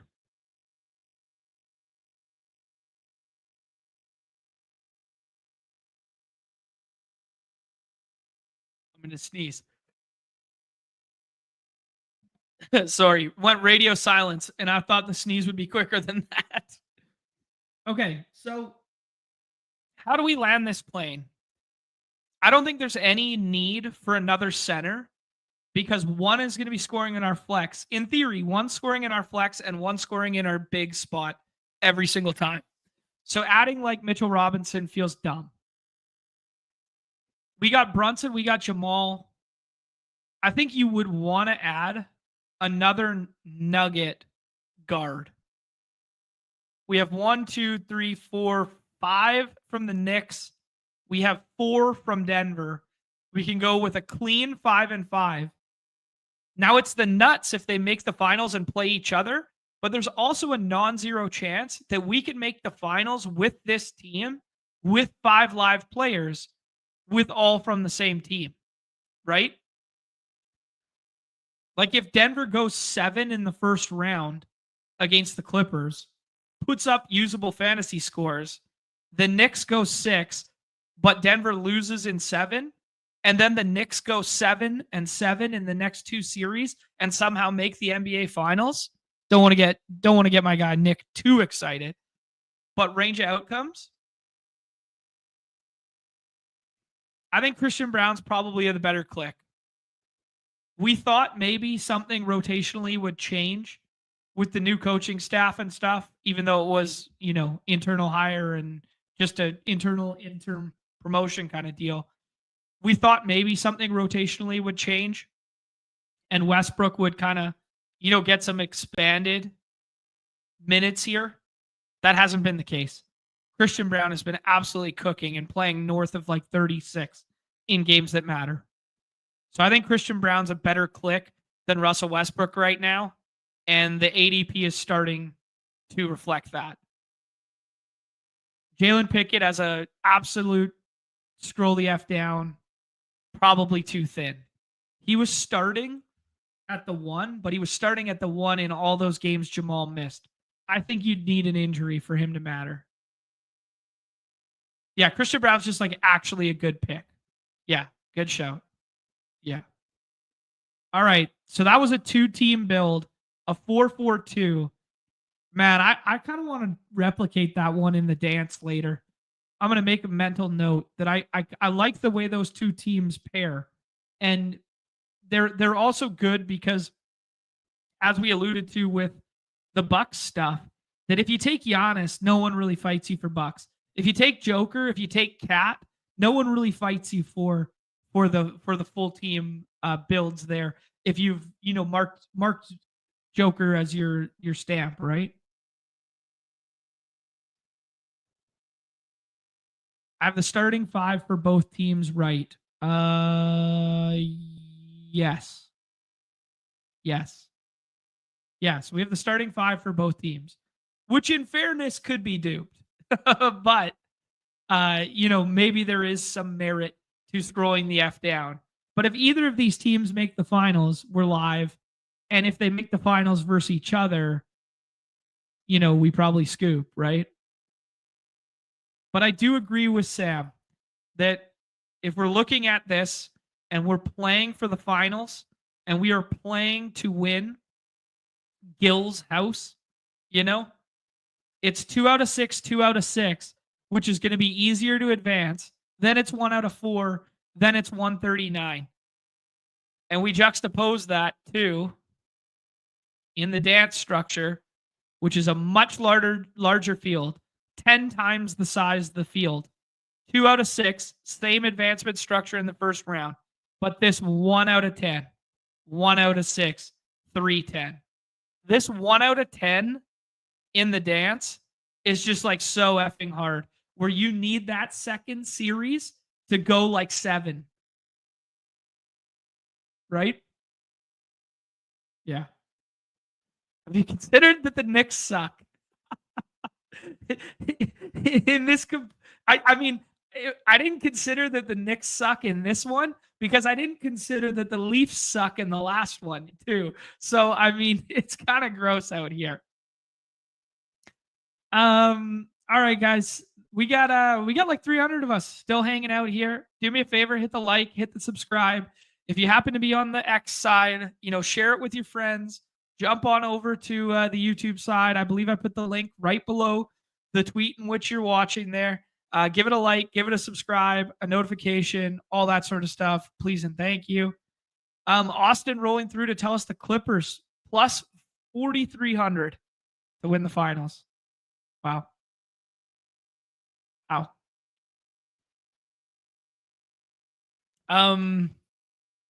Yeah, what's next? What's next? We should probably do baseball. I saw somebody in the chat asking about baseball. We got all these fun contests to choose from today. We got price points for everybody. We got the $100, we got the $40, we got $10 10 mans. We got a single entry. We got the main contest here, which is about 50-ish percent full there. So yeah, lots of stuff to talk about. 8-game slate. Not going to do the full unabated breakdown. It is just kind of a bro science vibes and fun show today, guys. I'm going to bring up Unabated here so you guys can see all the games on the slate.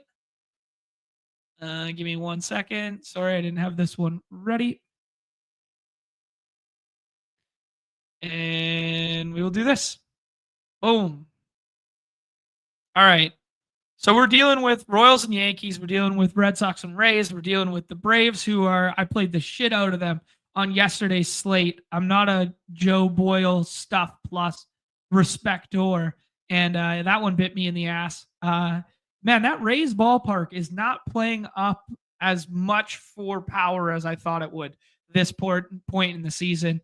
Mets and Twins, which is going to have probably the worst weather on this slate in terms of hitting conditions, though the wind is blowing out to right field where that monster wall is out in right field. So that is noteworthy there.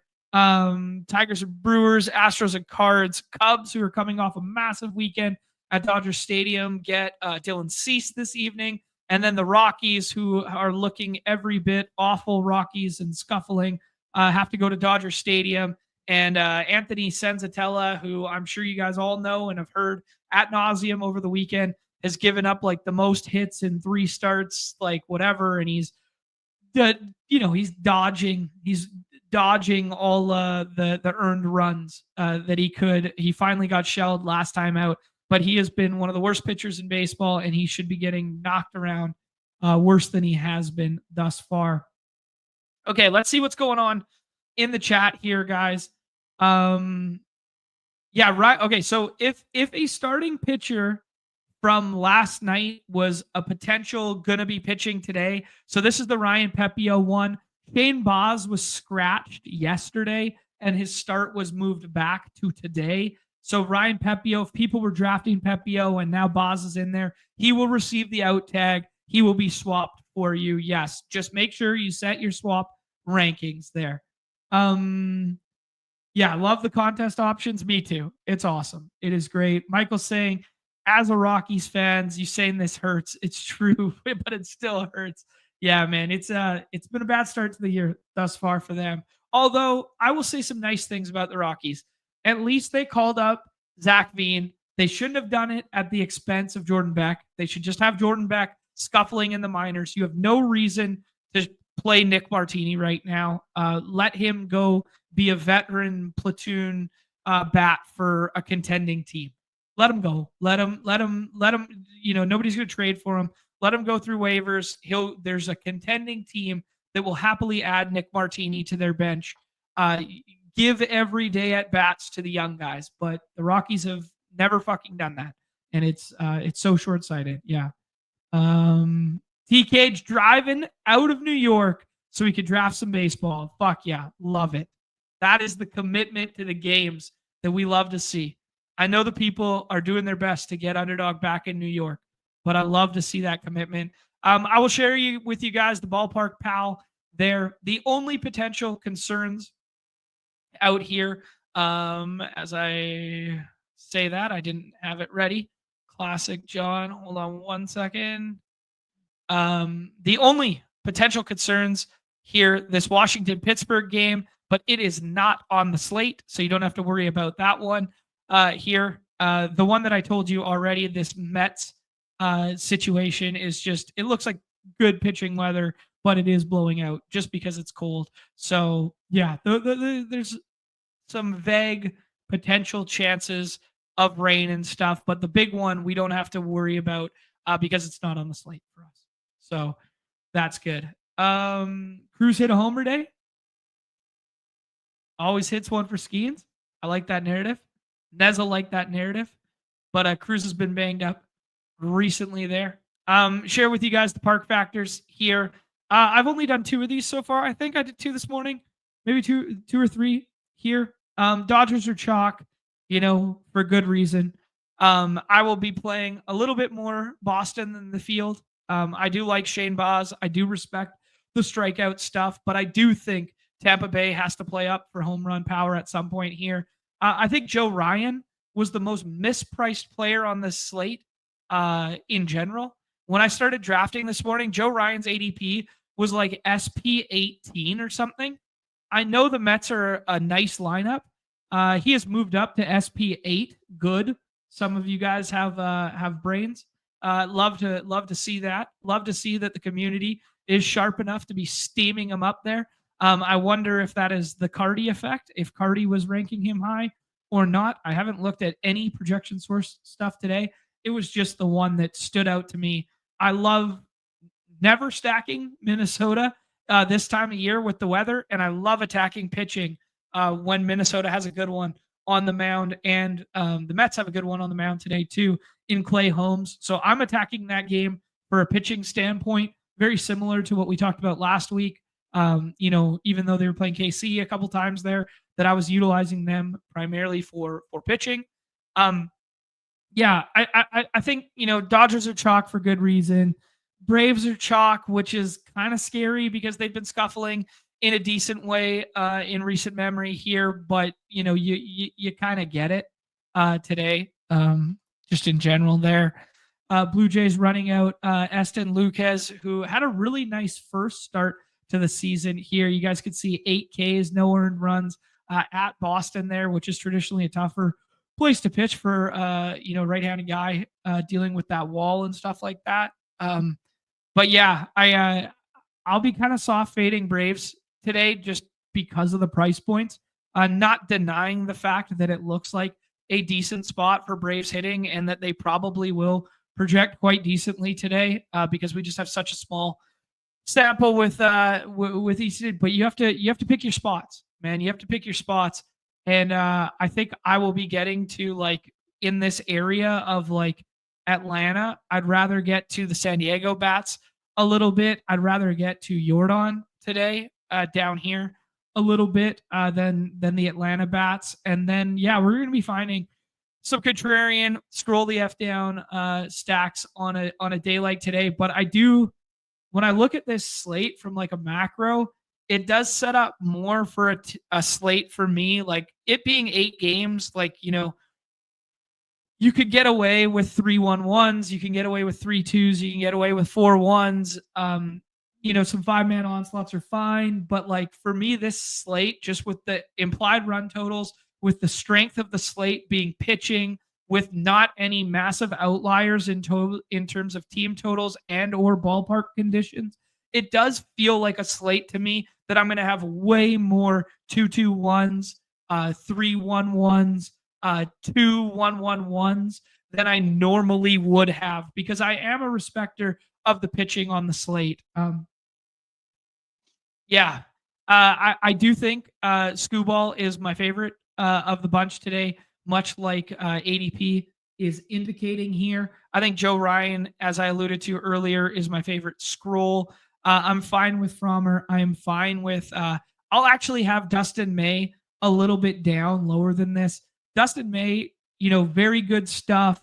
Amazing comeback story after he had the throat surgery and all this stuff. I'm cheering for Dustin May to stay in this rotation all year long. I think he is electric to watch. He is so fun to watch And this is a lineup that has a propensity to strike out in a decent way. This is a nutted spot for him. I just think of the guys that I could potentially soft fade who are most likely to only go like 5 or 6 innings, like that sort of thing. I'll click on some of the names below just for differentiating sake, opposed to boosting Dustin May today, even though the spot looks pretty nice on paper. Just my thoughts, just how I'm treating it there. Good to see Wilson Contreras homer yesterday. We have some lefty killers at the top of the Cardinals lineup there, and Cardinals aren't getting drafted. I do like Frammer more than I like Cardinals today, just putting it out there. But I definitely will get some Wilson Contreras, Jordan Walker, and Lucan Baker stacks. I just love the potential there. Yeah. Rockies have highest K percentage in the league. It is the absolute nut spot right now. But like Dustin May has also never had like big swinging strike metrics. Like, he's been a stuffist, and he's been a very good, like, passes the eye test guy, but that stuff has never really materialized it as strikeout rate stuff. That being said, like, he's a fantastic play today, but you have to pick and choose your spots. And I'd rather play Joe Ryan today than Dustin May. I'll have some Dustin May today, but I'm going to have more Joe Ryan. That's just how I'm playing the slate. And that has nothing to do with Dustin May or going up against Colorado, right? They are just being conservative with him. 5 innings. If he does push for the strikeouts and he strikes out like 8 in 5 innings, I still don't think he's going to separate on the slate, even if he gets the win, yeah. Pitch saying that he got the GM with the Ohtani, Freddie, and Teoscar. Yeah, Freddie missed yesterday. Scheduled day off for the ankle stuff. Still working his way back, but should be in there today. I put him on the cover just for fun because I wanted to talk about Freddie, and Dodgers were obviously chalk there. I think the Rays are probably another spot that I'll get to today, again, more than the field. It's kind of evergreen. I'm just waiting for that park to start playing up for power. But I think some Rays, some contrarian Cardinals, and some Boston stuff looks a little underpriced to me too. I'm just, playing that ballpark a little bit more when we're lacking, big hitting environment spots on the slate. My eyes were gravitating as my scroll the F down stacks, contrarian stacks, being Cardinals, Rays, and Boston.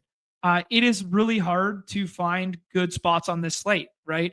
It's an 8-game slate, and who wants to go against Cease? He's had the propensity to get blown up in the past. He got blown up in the small park, Sutter Health Park there.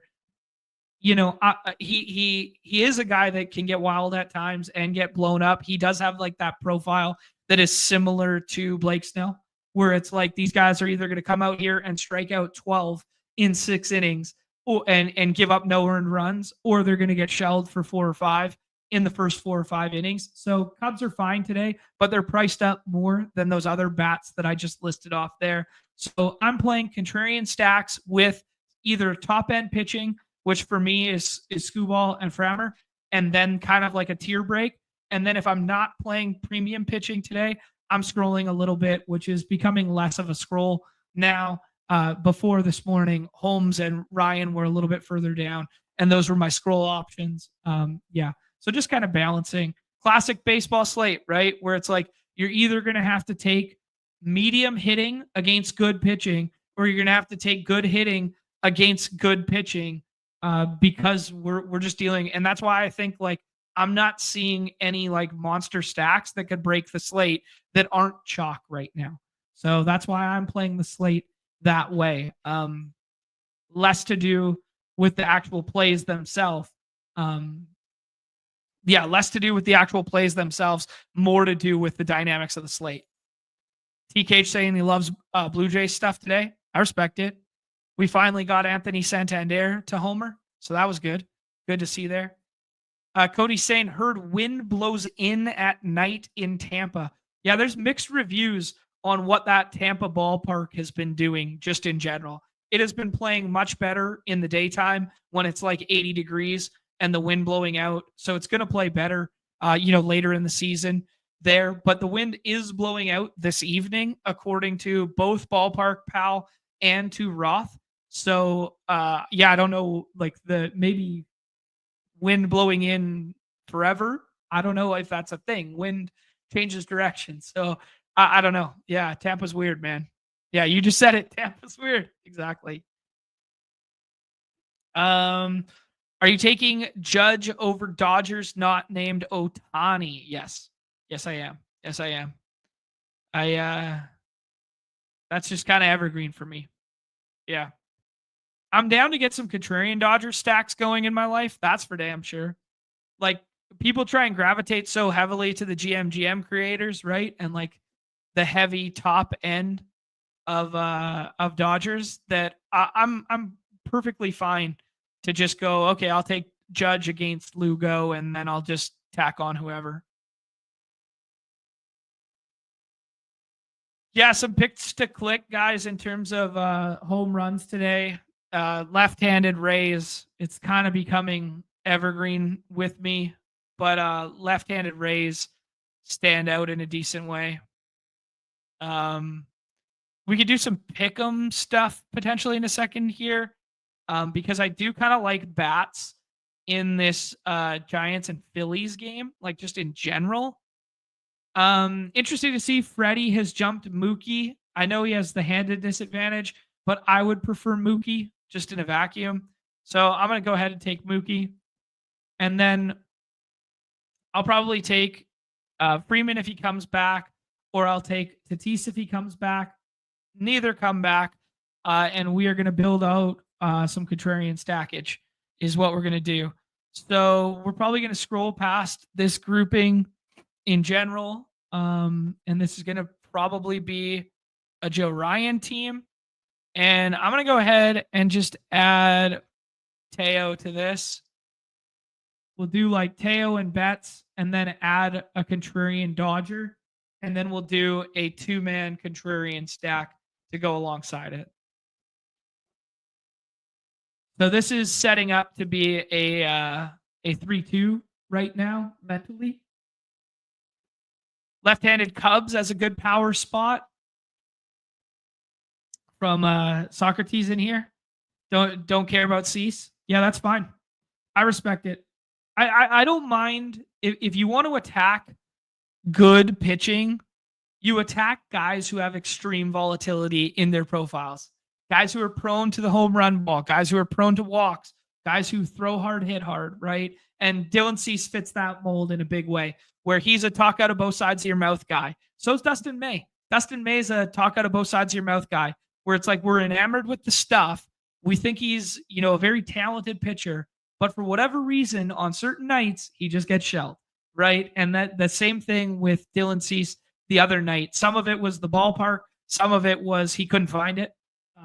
Some of it was, the breaking shit was not breaking. So, yeah. Man, you guys are drafting like snails out here. Let's get this thing moving. We're having ourselves a vibes show, and you guys are milking the clock out here. Friends and family in the draft, all just milking the clock. Truly pathetic. Push the plane and move on, boys. Let's go. Shout out to the Wood who added to the stream tool. He has added baseball to the profit tracker. So evergreen reminder to check that stuff out, guys. Go check out Scott on Twitter. He's got links to everything. Chad's in here. Zero Fox is in here. Eggers is in here. And Chris is in here. There goes some left-handed Cubs. So you love to see it. I think I'm going to start scrolling, guys. I think I'm going to go with what I told you guys I liked. And I'm just going to go ahead and scroll all the way down to Joe Ryan here. Just take the pitcher that I want. Take Joe Ryan. Obviously, the Mets are a tough lineup, but I believe that park a little bit. And yeah, now we could go right-handed Brewers, but I think I like Rays more. I think I like the Rays today. This is kind of evergreen with me. I always like to attack the Rays, but I like left-handed Rays against Houck. I think Brandon Lau's in a decent homer spot. Yeah, I think Jonathan Aranda's good. If you guys could right now, I was thinking about this because I looked at my exposures or my advance rates. I'll bring it up in a second. We'll have the conversation in 1 second here. I'll go to sweating dingers and we can have the conversation in 1 second. Because it's really early in the season. It's really early. But there are some trends, right? We start the Tampa Bay stack, and then there goes the friends and family ruining our Tampa Bay stack because they can't think of any creative, fun ideas for themselves. They're just following my lead.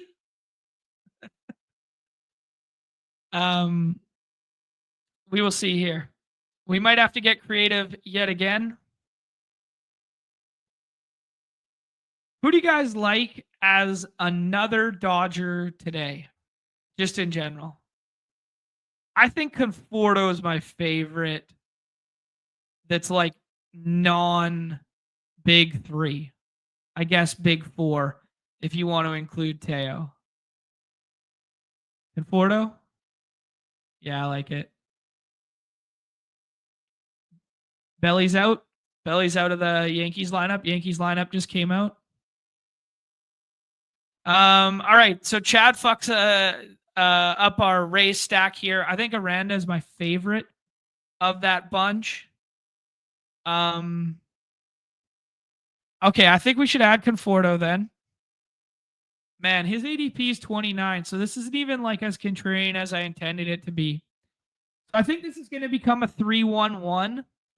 And I think this 3-man stack of the Dodgers is going to be like readily obtainable and pretty easy to build. So I think we're going to have to scroll. It's good that we scrolled at pitcher. That's for sure. But I think we're going to have to scroll in a big way for our last one-off bat.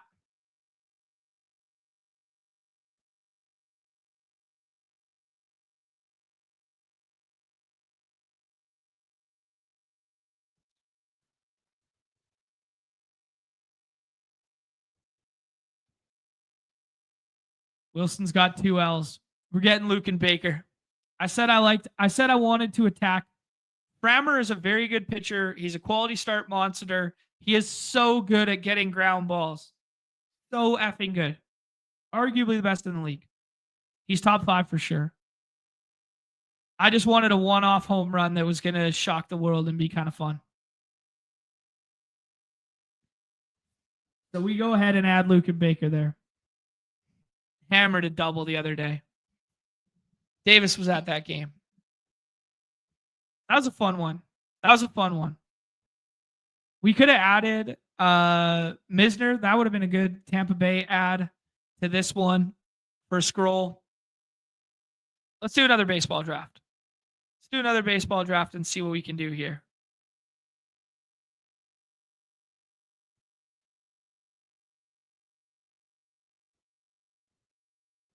We're doing it. We're doing one more here, Izzy. We're doing one more. And we're also going to look at our exposures. Bindles, what's up? Chad said sorry. Stealing my stack. It's his first MLB draft of the year. Don't say sorry. I respect the fact that you're in here. Respect the fact that you're in here. Our generation's Gavin Sheets, baby. Luke and Baker. Big beefy baseball boy from the right-hand side. I love kitties. Respook's in here. Chris in here. D-Spax. Oh, man. Maintain's in here. Say what up, Maintain, if you're hanging out.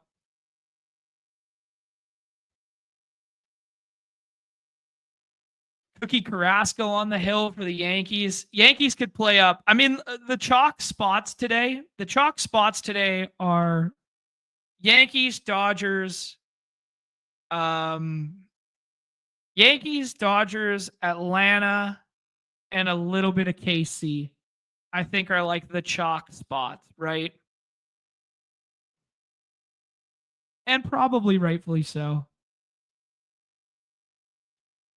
Padres look fun today. So T Cage is already cooking contrarian right now. Because he said he likes Blue Jays and he likes Padres. Go ahead and pair those two together. Be a little less own. Ryan over Shane Baz in a vacuum. I'm still skittish on Shane Baz. Like Shane Baz has big strikeout stuff, big swing and miss stuff. For a lazy comp, okay, let's take Scooball. Let's take Scooball and see what happens. Let's build out an ace build with some contrarian stacks here. Yeah, Shane Baz cooks, man. Like he throws hard. He's, for lack of a better comp, Shane Baz is 2.0 Tyler Glass now, right?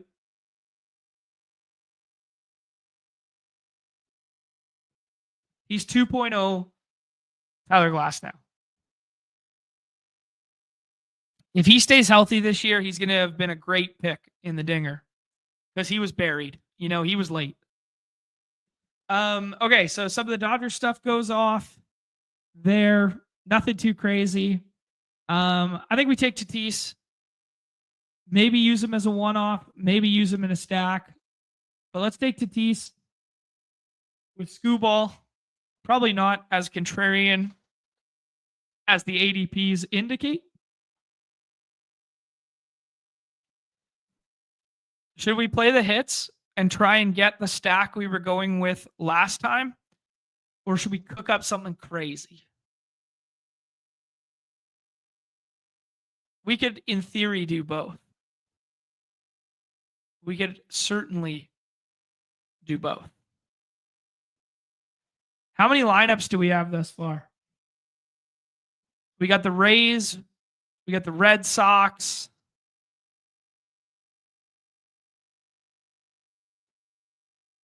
We could do a one-off and then contrarian Red Sox. That's kind of fun. Let's attack Shane Baz. Shane Baz, throw hard, hit hard. Second start at home. Let's pay a touching tribute. Oh, Duran's already gone. All right, this is good. This is good. This is good. We're going to get a contrarian stack.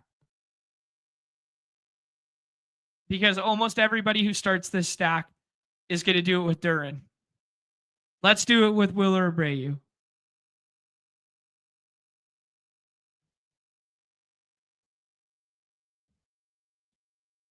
Eight lineups so far. No Springer in the Blue Jays one. Turbotron saying he likes the Tigers and the Blue Jays today.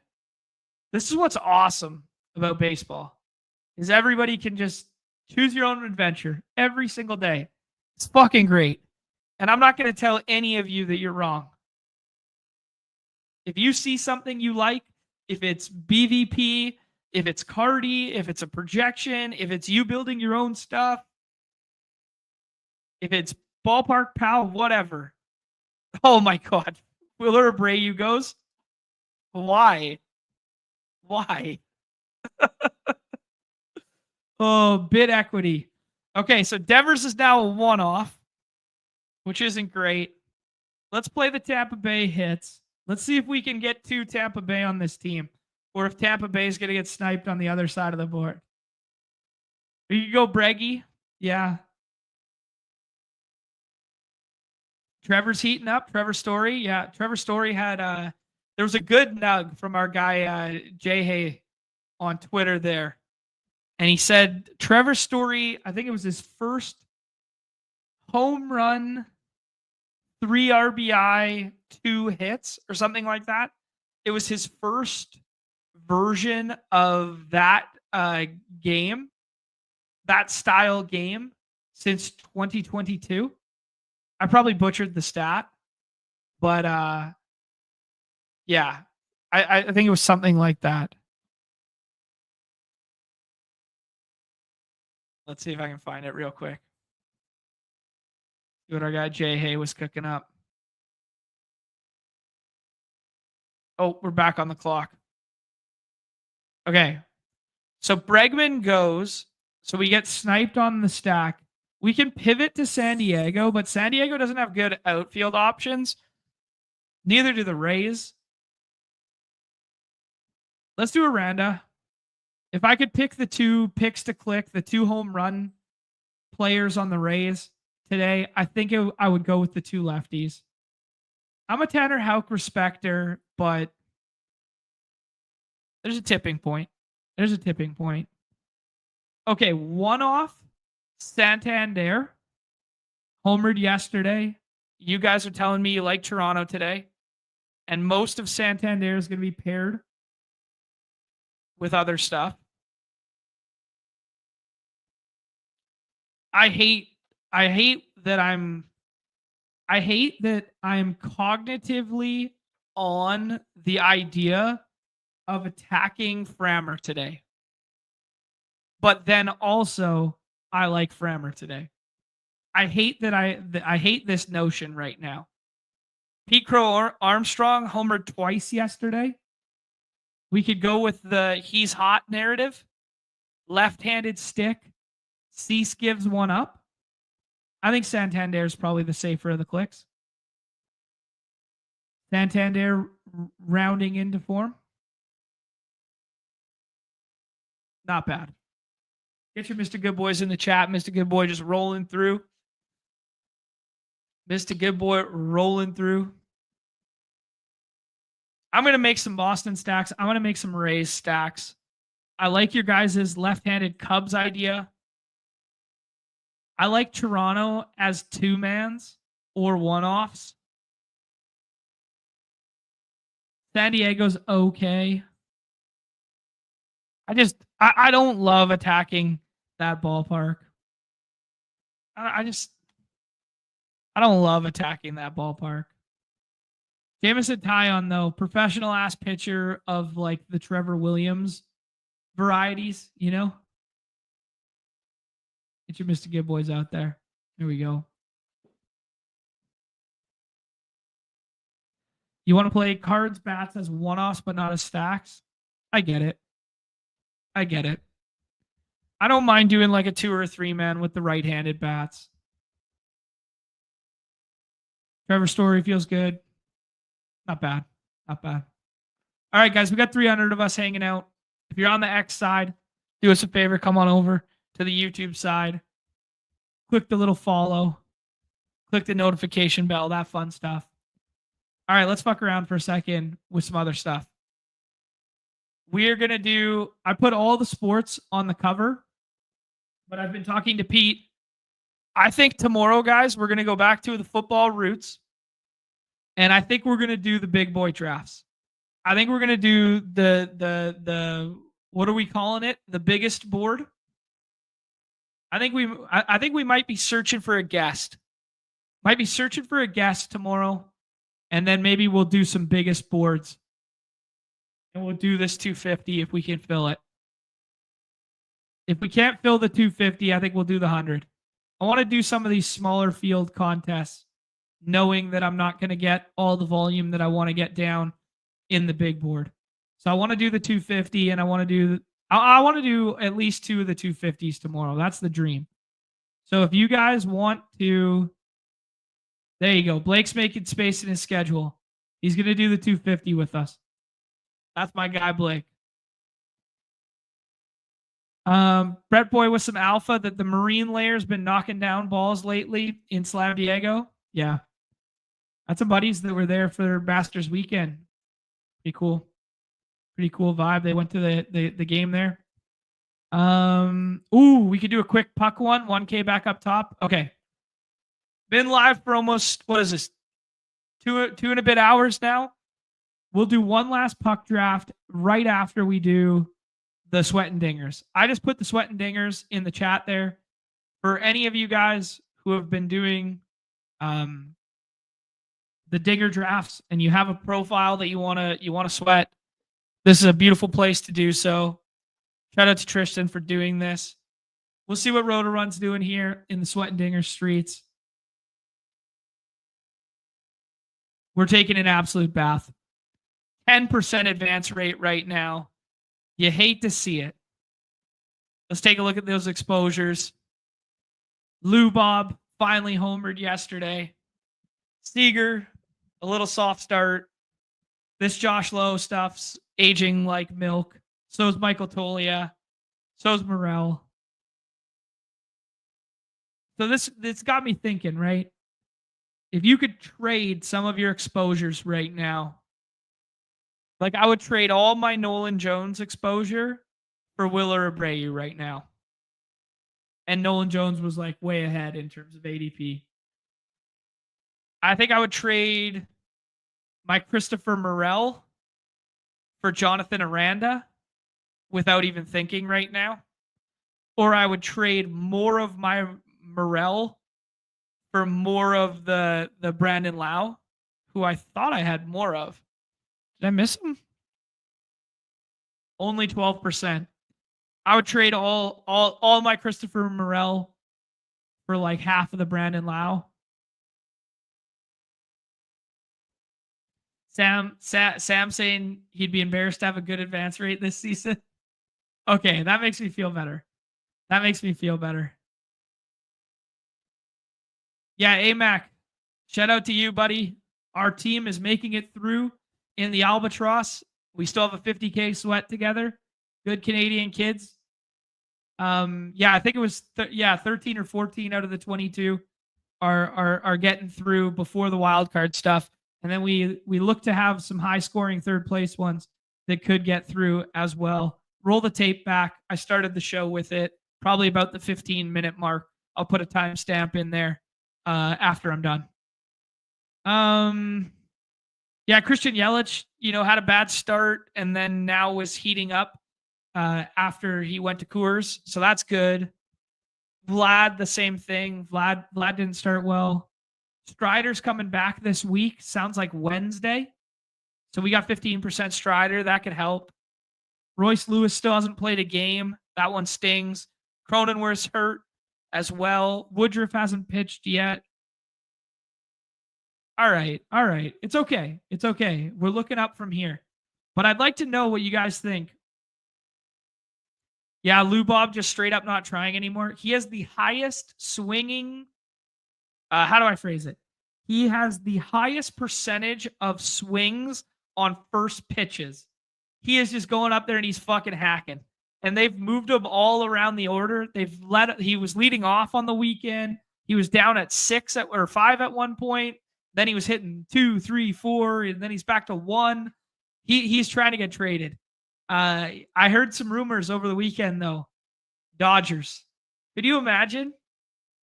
Lou Bob to the Dodgers? Oh, buddy, we'd be rich. We'd be fucking rich. Oh, to dream. Dare to dream. Dare to dream, kids. Yeah. Trade him to Cincinnati. Let it get hot, Cole rolling through. Advanced 25 out of 50 before the wild card. Thanks to AMAC for all the info. Absolutely. Thank you, AMAC. Behind the paywall. Consider becoming a member. Joining up there. Okay. That was Sweating Dingers. Let's go back here. I think we end with a puck draft. We do one last puck draft here. We did the Zamboni. We did the dance. We did the Gilbert Arenas one. We did 2 of the baseball moonshots. Let's end with a daily puck draft, and we'll do football tomorrow. We'll do football tomorrow in the biggest financial capacity in which is available. We will try and fill the 250. We will try to fill the 100. We will try to fill whatever you guys are sick enough to fill. Influencer 101 in the puck streets. Let's fucking go. Let's go. What should we do here? Connor McDavid, a.k.a. Connor McJesus, a.k.a. Connor McDust, is not playing hockey tonight. He is sitting out the dress rehearsal tonight. The dress rehearsal versus the Kings. Their first round matchup. He's sitting out tonight. Connor Bedard, good Canadian kid, back at the Bell Center tonight. West Coast Canadian kid playing at the Bell Center. That's a good one. Are the Nuckies on the menu tonight? Versus San Jose? Celebrini coming back to Vancouver narrative. Oh, buddy. San Jose might be the play tonight. Celebrini. Nashville's got nothing to play for. Utah's got nothing to play for. Canucks got nothing to play for. Montreal's got something to play for. And they get Chicago tonight. We're fucking taking Montreal. Ale Montreal. One of the best goal songs in all of puck. Oh, Sam told me it was Quinn Hughes night. Quinn Hughes 101 playing for that Norris Trophy tonight. Gonna fill it up against San Jose. I respect that take. GM, M. Walt, thanks for rolling through, my friend. Socrates saying he thinks the Kings stack should be heavily considered for puck playoffs. Damn right. We just built it. We just built it in the Zamboni. We didn't do the full onslaught. That's some of the stuff I got to get crazy with later. Like last year, guys, if you remember, I was doing some crazy shit at the end there. I was doing like Islanders to start. And then I got the goalie wrong. Because remember, it was Simeon Varlamov who ended up taking the net over because Patrick was crazy. And Sorokin didn't play, right? Yeah. Austin's got a 2-man Dodgers, and he's got a 2-man Rays. Should he take Misner or Conforto? Take Conforto. I think Misner's fine. And he'll get on base, and he'll run a little bit. I think Conforto's got a good spot tonight. He's definitely going to be way more owned than Misner is. But the threshold in which he could ever possibly be owned at the highest frequency is only 16.666 whatever percent. So I think it's a good idea.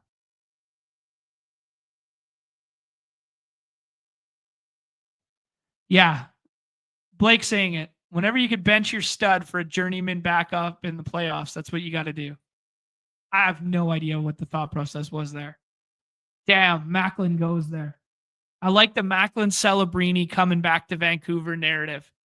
Let's see if Sam apes in to Vancouver or not. I'm digging this Montreal has something to play for narrative. Feels good, right? Let's see if he plays Vancouver stuff. Fuck off, Sam. For real? This guy, man. We give him nothing but praise out here, and he can't even stay in his lane for us.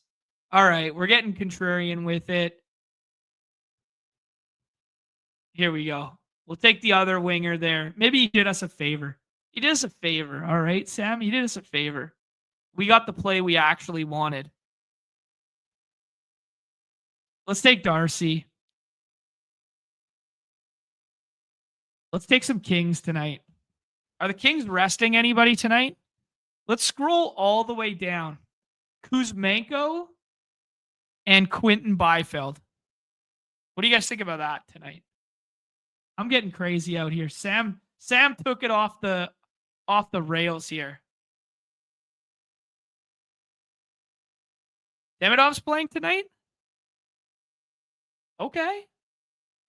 That's something to watch. He's not in the player pool? All right.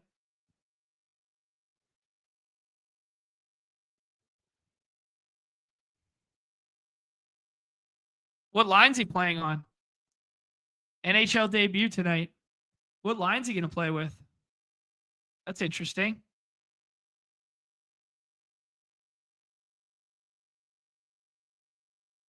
Byfield, did you guys see Byfield's tip goal? That tip was insane. The Byfield tip goal was so sick. He's in front of the net, screening the goalie, knocks the tip down. It bounces off the ice, and then he knocks it out of the air. So nasty. Actually, did you guys see where was I retweeted one last night. The McKenna goal. McKenna's nice, man. This kid's going to be good.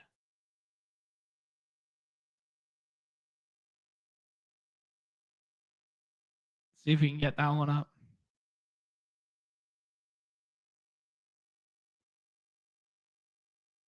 McKenna will skate onto the rebound. He'll have a 2-on-1 shorthanded with speed. Pacheco the trailer. McKenna, what a move. Gavin Spin, McKenna. far side shell. From Gavin McKenna. Not bad. Highlight of. Not bad for a 17-year-old going against a kid who played in the A this year. Not bad. Thing was nasty. All right. So we got the Montreal stuff. Oh, Connor Garland, gross. He stinks. Sam ruined our team to just ruin his own. You hate to see it. Is LA going to play full tonight? Let's do this Kings thing. I'm feeling this Kings thing. Who's Byfield going to play with tonight?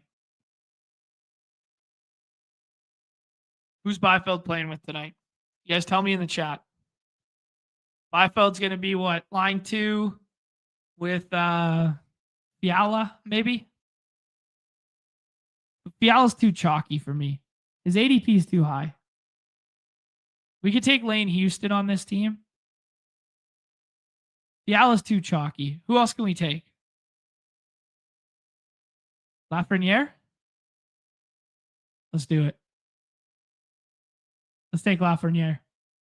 There we go. Lafreniere. Let's do it. We're scrolling out here, baby. We're scrolling.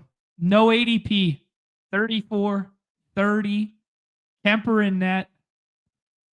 Kings are setting the tone tonight. Kings are setting the tone for the playoffs tonight.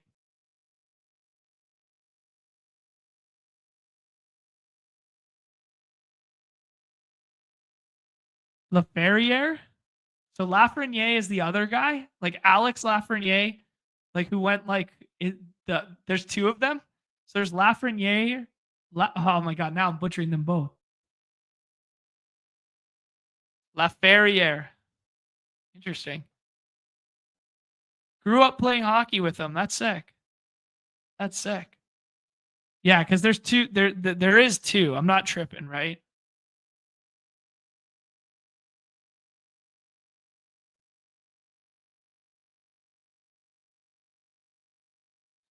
Like, because there's the one on. Yeah, they're spelt differently, but for a guy as dumb as me, they look the same. Because the other one's on the Rangers' first line, the former 101 pick, the Canadian kid, French Canadian kid, right? Alexis Lafreniere or Lafreniere or whatever. Yeah. Okay, let's see if we can do this. Lafreniere versus Laferriere. Okay. All right.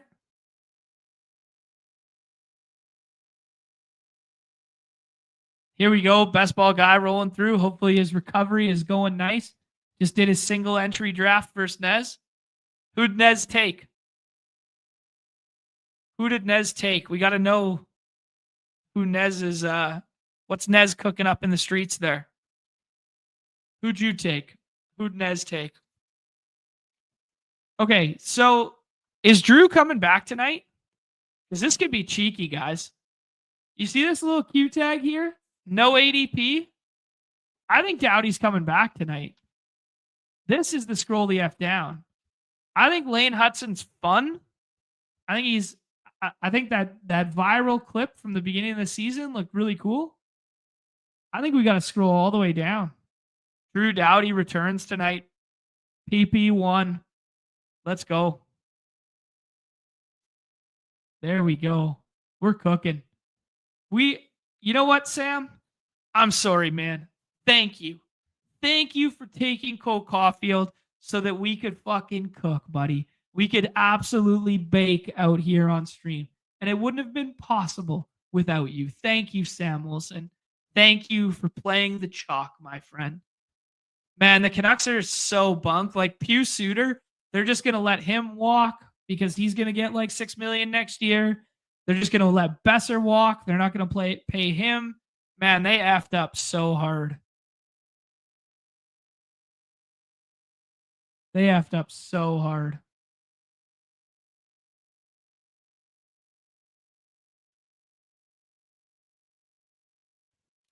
He's in the draft right now with Nez, and Nez took Cease. All right, Nez is on Cease tonight. It's gonna be him or I tonight. Cease at home with the Marine lair. Respect it. Hughes isn't gone. Don't you dare say that. Hughes is not gone. He's the captain. He's the greatest player in franchise history. He could still sign. He could still sign. Reserve hope. What if we bring one of his brothers here?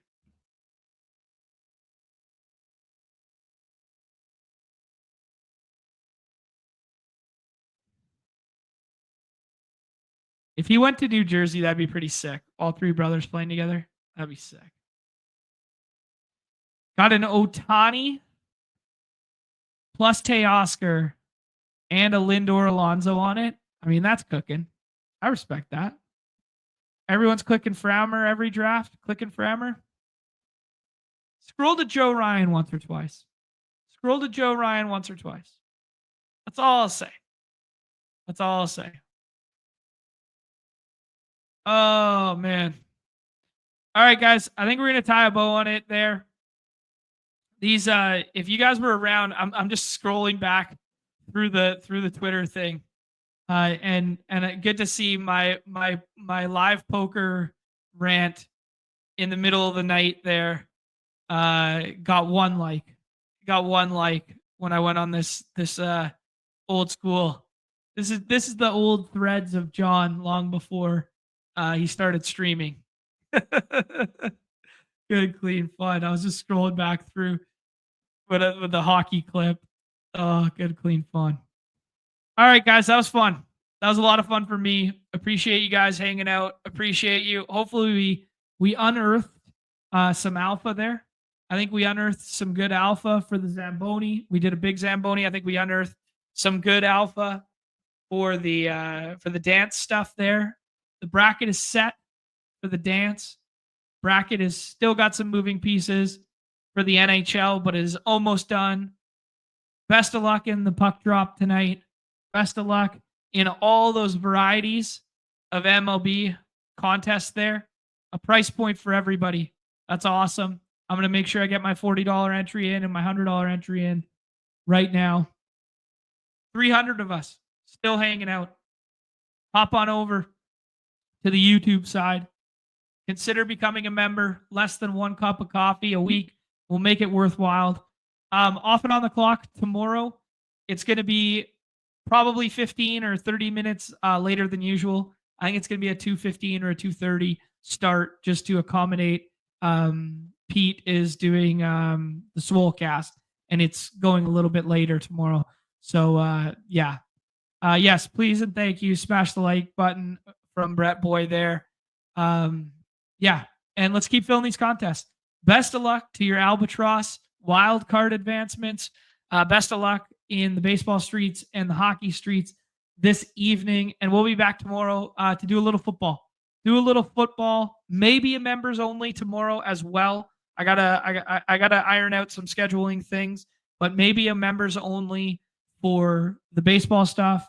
And then we'll do a full show on Wednesday there. Maybe some more playoff stuff because there won't be daily slates outside of baseball. And Wednesday is a tough day for baseball, so we'll plan that one accordingly. And then we're definitely going to have a monster NBA preview slate on either Friday or Thursday, pending when they drop the daily slate, because we can break down the entire thing.